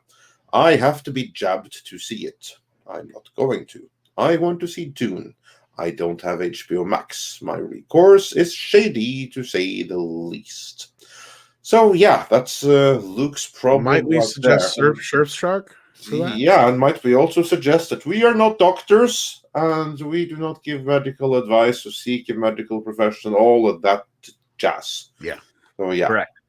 Correct. And Peter Smigelski says for $20. Thank you so much.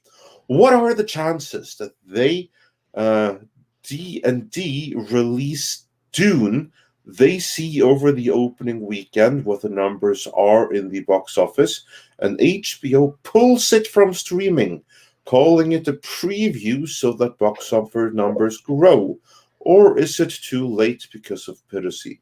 Well, for piracy, it's too late the moment that it's dropped. Then It only has too to late show for once for piracy. that to be a problem. But even ignoring piracy, I still think that they could even do that. That they could just say, "Oh, it's just a preview," and they pull it after like the first weekend. I don't think they'll do that though. Once it's out, no. once the genie's out of the bottle, it's too late.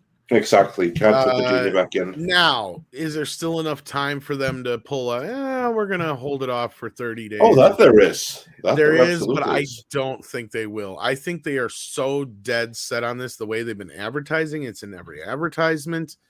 This is completely like HBO Max is all in on this. They wrote a big check to Legendary for this and Godzilla, so I don't think they're changing their mind anytime soon. If they were going to, it would have been after the last couple weekends, and they haven't yet. Yeah, because here's like the thing: it's HBO Max that cut the check. It's like AT&T and their baby. It's HBO Max. They don't care about the box office. That's Warner mandate. This is something that comes straight from AT&T.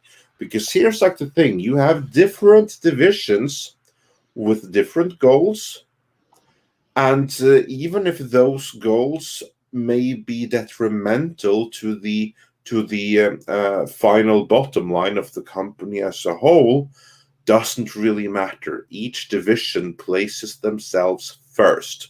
It's the HBO Max division which is hell bent on getting the movie into streaming, and AT&T are more so behind the HBO Max division than they are the Warner Studios division. Yeah. So you have more corporate backing behind putting it on streaming than you have putting it in the box office. Yeah, all the bridges have already been burned. The damage has already been done. And that's what I mean. If they were going to change their mind or do anything, it was after that first weekend when it made almost $40 million in just 24 markets. That would have been their motivation then. And the fact that it now has made 77 million almost, they're not budging. So and we'll see how consistent that lasts until the day and date release. So I think they could do quite well. They're going to do well, but even though it's shooting themselves in the foot, mm-hmm.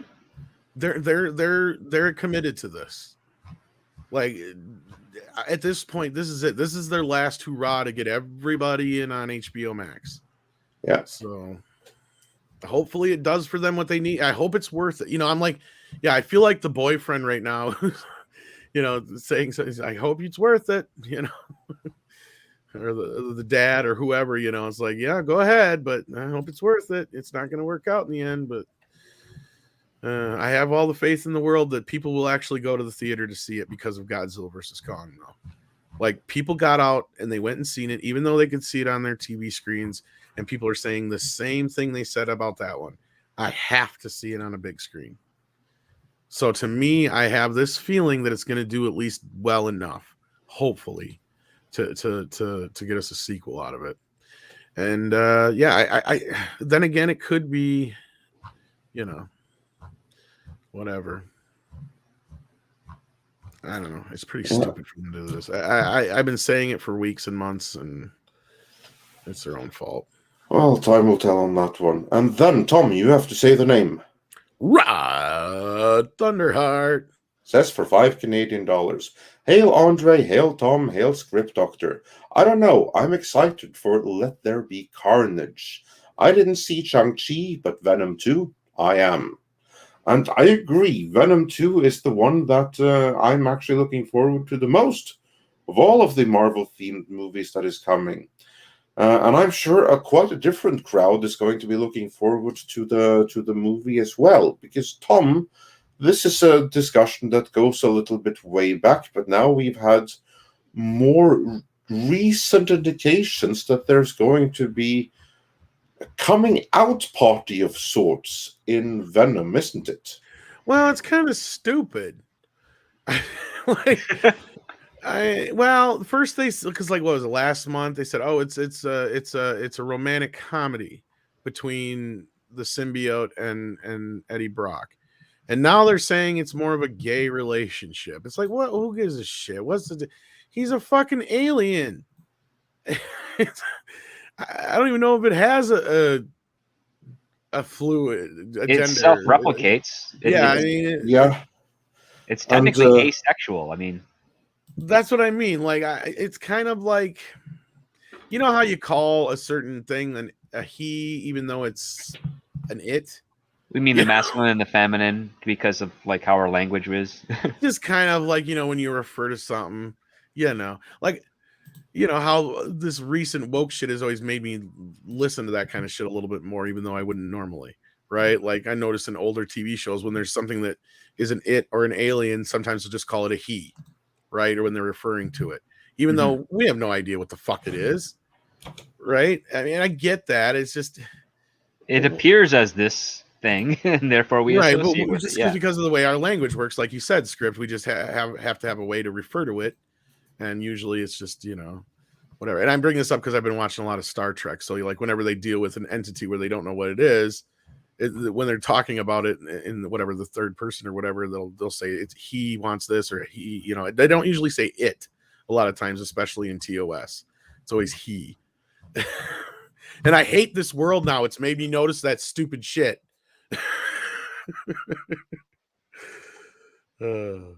But anyhow, it's a parasite. It's a symbiote. It's not even a. So is it a they now all of a sudden? It's a they them. It's a they them. Okay, yeah. I liked it when it was an it, but okay. Yeah, I prefer the it. Yeah, it makes more sense. It's the thing. Come on, man. It's a symbiote. It doesn't have like a specific. It refers to its kids as spawn as opposed to like anything specific. And on top of that, I think even in the comic books, the Venom symbiote has left Eddie Brock and has invaded his ex-wife at some point, and then she was the Venom symbiote creature thing. It. Yeah. Yeah. Exactly. Well, it's kind of funny. I found something. I'll go ahead and read that first. Yeah, so Venom, Wim Vermont says, so Venom is now gay pansexual, says Wim Vermont. Makes sense in current age. Since Hollywood went ultra woke, I've been able to save a lot of money. So, yeah. Well, what's funny is he had a girlfriend even in the original film, and I think she's coming back for this movie, isn't she? Yeah, she is. She is. But here's like the thing. We're probably talking about the symbiote. I know. Whereas Eddie Brock himself, probably until further notice, is like one of those problematic cisgender white folk. Well, unless they decide to change that up too. Surprisingly, this goes back even farther than this whole thing last month where they were talking about being a romantic comedy. So it's about Venom and the Suit. They're the ones that are the romantic comedy. Well, no, actually, I found this from a while back. This is from 2019. 10 reasons Venom is becoming an LGBTQA cult film. So there's some precedence for this already. Well, it's amazing what you can read into stuff. Right? I bumped into this. I'm like, what? Do you know what that article? What that reminds me of? That reminds me of how Tolkien is now also an LGBTQ plus icon or something because a bunch of scholars decided to read loads of stuff that weren't there into his writings. So should we go into this a little bit and see what they said back in 2019? Yeah, well, for the heck of it, let's do that.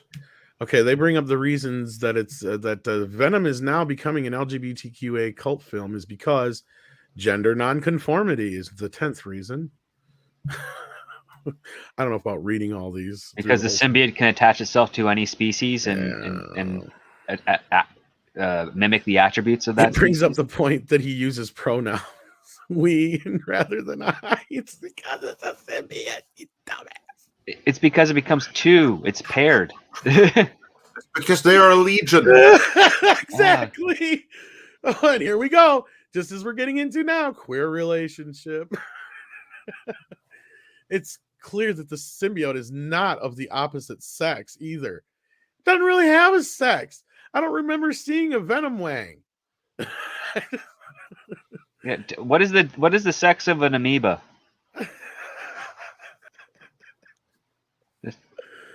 Oh shit! Number 8, polyamory.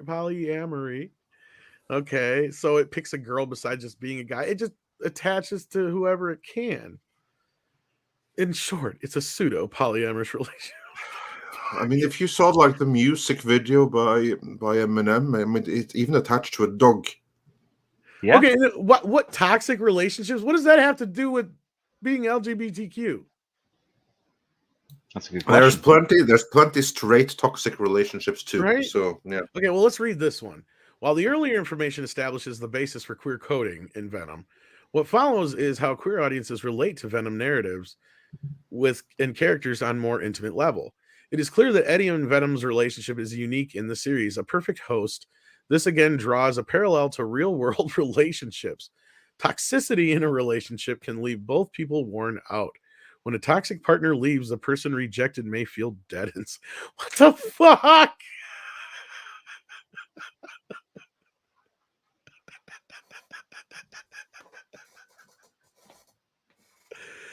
You can't make this shit up. Oh, you don't have to because it's right there. And number 6 gets better. He's kind of a loser. Again, I don't see how any of this is... people can relate to feeling like a loser. Most LGBTQ people I know are super. Thanks for asking. So, well, I think that most people, period, can sometimes relate to that particular feeling. It doesn't really matter if you're gay or straight. Life is going to shit on you no matter what. Yeah, you're going to feel down at times, but you got to pick yourself up. I don't see what that difference that makes. I mean, homelessness don't give a shit whose dick you suck or who's whatever you do. Monsters are sexy. Really? I'm at a loss for words on that one. Yeah. Well, their reasoning here is while like polyamory, there's no intrinsic link between the LGBTQA community and monster fuckers. There's no intrinsic link between any of these points. Exactly. No. There is a distinct overlap between the two as they both are outsiders to the mainstream heteronormative society that we live in. This has helped establish this as a cult. I don't remember hearing any of this shit. This is the first time I come across this, was looking up the article for today. Well, I'm sure the author thanks you now 2 years later after he wrote it. Oh, yeah, I'm sure that we'll get a few videos on this from people. Yeah, thanks for the validation, guys. Thirst for representation, adulting. Oh, for crying out loud. This is treating LGBTQ people like they are not people. Well, that kind just like Star Trek Discovery then. Yeah. Yeah. This is insane. Unnatural unions. Whoa, now they're saying LGBTQ is unnatural or exactly. That's what I'm starting to get the vibe here. No one expected it to be good. What does that have to do with it being What the fuck? This is a very rude approach to it is reconciling Venom with CBR. You should be canceled. So that brings us up to the current day point, which again I feel like is about actually not as bad as this article, I guess, but again it goes with the whole thing we're saying is it shouldn't make a difference. He's a symbiote. Well, I don't get it. It's no different than an odd couple relationship. That doesn't necessarily mean there has to be any sex involved. Why does it they gotta No such thing as roommates anymore. Everybody's in, committed, full-blown relationships. The humor coming out of the relationship is that Eddie Brock is a timid pussy, and Venom just wants to bite people's heads off.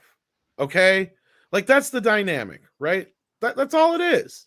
I don't understand.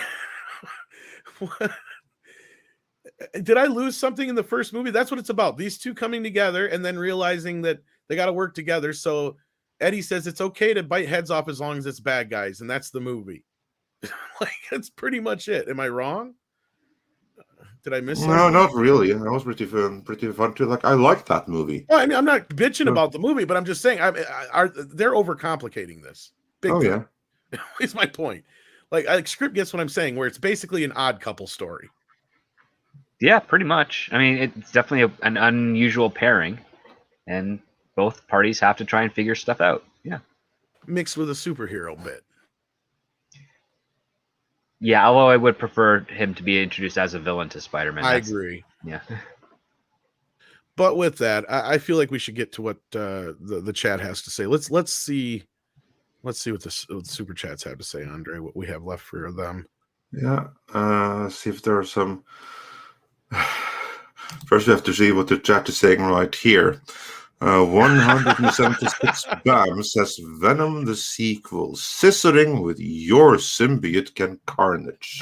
So, yeah. Oh, wow. And Red Syrup says, can a symbiote have its own sexuality? Well, obviously it can right now. The Sem guy points out it's all about them helping each other. I guess and Natasha says, very importantly, hit that like button if you haven't yet. I guess Carnage is really going to be putting the carnage into for unlawful carnal knowledge. Huh? Yeah. And Goskar Ferlat, he has a comment on that article. 10 reasons, more like 10 insults. I know, right? Yeah. If there's anybody in the audience that's LGBTQ, please let me know how you feel about that. I don't want to feel like I'm, I don't want to assume shit, but goddamn. Well, if I read that article, I'd be pissed. Erik Ronge Madsen, he has like a really good LGBT point in here. He points out for 20 Danish krona, Venom is Bert and Ernie with cannibalism. Enough said. Well, there you go. And Bert and Ernie is another one where they consistently try to make them gay. And even friends that I have in the gay community have said they were real pissed when that happened. And it happens every few years. But when it came out last year, because they said that, they said it's a stereotype they're trying to get away from, because it's because it's like, okay, I may be gay, but just because I'm hanging out with a guy does not mean I'm fucking that guy, right? Is what they'll say. So you get this idea that just because a gay guy is hanging out with another guy doesn't necessarily mean the other guy is necessarily gay, and doesn't mean they're fucking. It pushes this stereotype that all gay men just fuck just constantly all the time and shit like that, and saying it's just other bullshit. It's like, why can't they just be friends and be roommates? Why is that a problem? Why do you have to change it now? They've fought against this stereotype for so fucking long, and now they're just trying to ruin. Like, anyway, sorry, I'm going off on a tangent. Brightest Day says regarding Venom, Rule 34 has this covered. I'm not quite sure exactly which Rule 34 is that, like, of the. They've already done it. Rule 34 means that no matter what you think of, there's a porn made of it, Andre. Oh, okay. Oh, yeah, I wouldn't be surprised. It means you can't think of anything they haven't already. Yeah, probably. And Joe Lesher points out they broke Tom. Yeah, they sure did with that one. Well, more so, I'm being careful of what I'm saying. Yeah, like that's we have to be really delicate here. When I get in those little spit rages where I can't quite get my words out, it's because I can't say what I want. I'm afraid we're gonna get canceled. Yeah, like Frank Goss, isn't he canceled? He said he confirmed that Bert and Ernie have no sexuality. Exactly. And I think he pointed out the same thing I did in another interview too. Is that why is it they have to be gay just because they're guys and they live together? Yeah. They're saving money financially. Renting on the Sesame Street's expensive. Yeah, and the brightest day says, "Ooh, I was around when Andre learned Rule 34. What a world!" And also on that note, 6 offers the service. Give me a topic, Andre, and I'll look it up and post a porn link. Should probably do it proudly. Corian Witch says, Corian Witch, if I could talk, says, as a bi man, yes, this is insulting as fuck. I mean, for goddess, good, I think it means goodness sake, I can be into dudes, but not into you. Exactly. You know, just because it's this incessant need. Yeah. And with that, we have a couple of classic super chats, so let's get caught up on those before we move on here. Then the next one we have is, let's see, Mr. Tickletrunk, who says, I created it, but I want to have another person's voice. Quote from Todd's Mushheads McFarlane, head desk, probably meaning that Mr. Tickletrunk slamming his head into the desk from hearing McFarlane's stupid words. Whether it comes through in my voice or Tom's. But yeah. Master Clockwork says, if a white writer cannot write people of color, then no one gets to complain about all white characters. Yeah, we got that one already. And yeah, they already have a plan for that. Mr. Tickletrunk says, for $5 Canadian, you can't catch lightning in a bottle twice. Babylon 5 by CW, thumbs down. And JMS is on Twitter, way 2. If it's a modern audience Babylon 5, there is a boo-boo on my heart. Well, chances are, I'd be worried about that. I mean, as long as the creator can hold on, that's the thing. But I'm afraid. But if the creator is the right person still, and that's not always the case. That's the thing. Yeah. And then we may get to quote Gary from Nerdrotic, we may just get feelings in spaceships. It'd be feeling in a hallway. Your hallways in space, actually. Yeah. Hallways in space. There you go. Thank you. And also on the topic of Babylon 5, STR Red Wolf says for $5, the special effects were made on 24 Amiga 2000 based new tech video toasters. I doubt they're compatible with Lightwave 3D and TriCaster software. That's what I mean. You're too. Probably going to want. You're right. Yeah, you're probably. That's the other thing. That's a great point that I was trying to. I was going to try and get to too. Is it's not so much the incompatibility as is the limitations. Yeah. Like you may run into something where, like that, like you can't render it out anything higher than they'd have to render it out to another software that's compatible with the current software. So you'd have to go through tier process, and both of those are very expensive. That's the thing is, you may have to create a patch and or a completely new program just to do it, which could be, like you said, just so. Not necessarily. I mean, their special effects went by generation, and most of the best ones built off of the existing ones. So you'd have to go through that track record, but it all depends on how they. True, but that's my point, though. Is like, I'm getting it as okay. If you did it as a toaster file, did they upgrade and update that enough to where it's compatible and patchable to any newer like Adobe After Effects or anything like that? It depends on which generation. Well, actually, no. Some toaster files can go into an older generation of Adobe After Effects, which are still available, and then from there, on that version, you can upscale it to the current version. So, like, you go on tier by tier steps. Which I mean, the software exists. It's the fact that who has it and how much money will it cost to port it from one over, and then after you do that, you have to export it and then put it into another one, and then export it and maybe put it into a current one. Because again, you have those degrees of incompatibility, but there is a pathway to get there. It's just very long and very expensive. That's what I was worried about. Yeah. Well, thank you for clearing that up, or not so much, but Joachim Stark says with 20 that's South or that's Swedish. That's Swedish. Yeah, so that's as long as they do not break in, Tom. And he gives a little rainbow. Yeah. Well, I'm confident enough in my sexuality. I don't think there's anything they can do. Yeah. And Joachim Stark also reminds us not to Google buttcake. Yeah, but there's a context. But here. There's a reason for that. Yeah, exactly. Because Master Clockwork said before.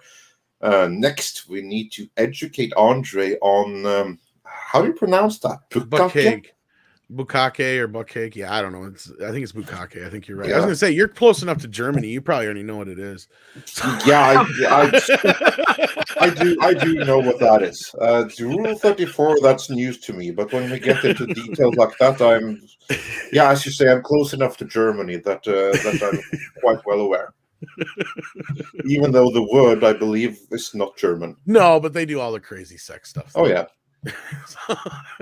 If they didn't invent it, they mastered it. Oh, absolutely. So yeah. No, there's no. So 6, you don't need to to get a sample of it right away. We know what that is. We can save for something new that may comes later. We'll see. For all those who are correcting me in the chat, I say it the other way just to be funny. I do know it's pronounced the other way. So, yeah. But yes. And then we got another one we can bring up here real quick on the Babylon 5 business. Dreamer out there. Oh, I got it. There we go. Thank you for the $5. And that's a cute little doggy on your icon there. Said they had Babylon 5 FX masters in 4:3. The film was shot protected for 16:9. The show was remastered in 4:3, so original effects could be used and upscaled by AI. Yeah, they ran into the same problem with TNG. Robert Meyer Burnett actually talked about this recently, where he had talked about how, since the show was shot on 35 millimeter, they had protection on either side, but there was a problem. The problem was twofold. You had the special effects and opticals were only done in 4:3, and or they had boom mics and shit on the left and right of the screen because they knew it wasn't going to get used. So you have that problem sometimes. But then again, there's just those few random cases where they've been able to preserve a good 16:9 frame within the open mat, and they didn't compromise it in any way. There's been a few shows like I think what was it? Ken Johnson shot V that way. Yes, the miniseries was shot like 16:9, and I believe Lois and Clark was too, but they haven't gone back and reprocessed it yet. They have not released it as a 16:9, which is unfortunate because I really want to get that series on Blu-ray. And I know because you actually can see the comparison because they have the I think it was a Comic-Con reel or something like that on the first season's DVD. Yep. And they have the widescreen version of it, so you can actually see that it is an open mat and there's more on the left and right than what's in the 4:3. So in those rare instances where, especially back then, where people were smart enough to be forward thinking, we're lucky enough. But yeah, you'll run into this sometimes, and I'm not bothered by it. I'd rather just have the HD picture. I don't give a shit if it's in widescreen as long as they don't crop it. That's what bothers me. Yeah, that's what they did with Highlander. My God, that was. Do not buy any of the new Highlander series releases. They cropped them. They cropped and upscaled them. Oh my God, that's the worst of all. Yeah, and Dragon Master 360. Yeah, we spoke about Dune, the first thing we did today. Because I saw that question in the chat there, so just head on back to the beginning, and there you'll find the Dune talk. I think wasn't Buffy or something like that another one that was cropped off as well, or something like that. I heard. Oh, I'm sure there's plenty that have been cropped over the ages. No, I'd rather just give me the 4:3. I don't care. Original aspect ratio only, unless exactly. Just consider this: you don't want it to fill your screen. You want original aspect ratio. Simple as that. That's what you want always.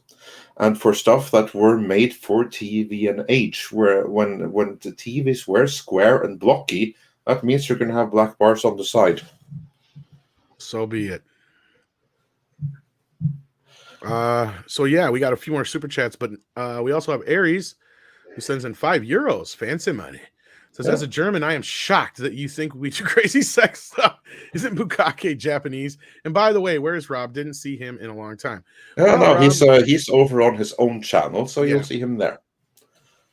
Yeah. Don't get me started on that. Yeah. And I was just fooling around, Aries. It's just I don't mean to be. We do not mean any offense to the I'm sure Germans. He's just kidding in return. We just play in with the fun stuff from South Park and stuff like that. Exactly. We know that the Germans are no more perverts than anyone else. No. It's just that their perversions are more exposed. No, Andre got where I was coming from. Yeah. And again, I believe that Ares is just joking in return. So. Oh yeah. Yeah. I'm sure. And with that, then we are actually caught up on the classic super chats as well, I believe. If someone thinks that we have left a super chat behind, now is the time to let us know so we can run back and get it. But I believe that we are fully caught up. So with that, I would like to say thank you to our good friend Mr. H Reviews, who joined us earlier today. And of course, I would have to say thank you for this magnificent artwork that we got here as well. Tom, who do we have to thank for this artwork? As usual, it's Mr. Douglas Nelson. Indeed, Douglas Nelson rules as always. Yeah, but why am I Venom? I'm so veiny. Oh, it's weird to finish before 3 hours. Well, some days are just slower days, so I'm sure we'll make up for it with a whooper on 5 hours on Wednesday or Friday or something. So yeah, but for right now, again, also thank you to Script Doctor for joining us. I put your link in the description as well, but let everyone know where they can find you. Well, yes, again, thank you for inviting me this morning. You can find me on Twitter at ScriptDoctorPhD, and I also have a YouTube channel where I break down film and television on the script writing side of things and story flow. And yeah, I had a blast today talking with you guys and Mr. H. Yeah, always a blast to have you on. And with that, we also have to... Yeah, Brett Cohen sent us a super sticker, so thanks for that.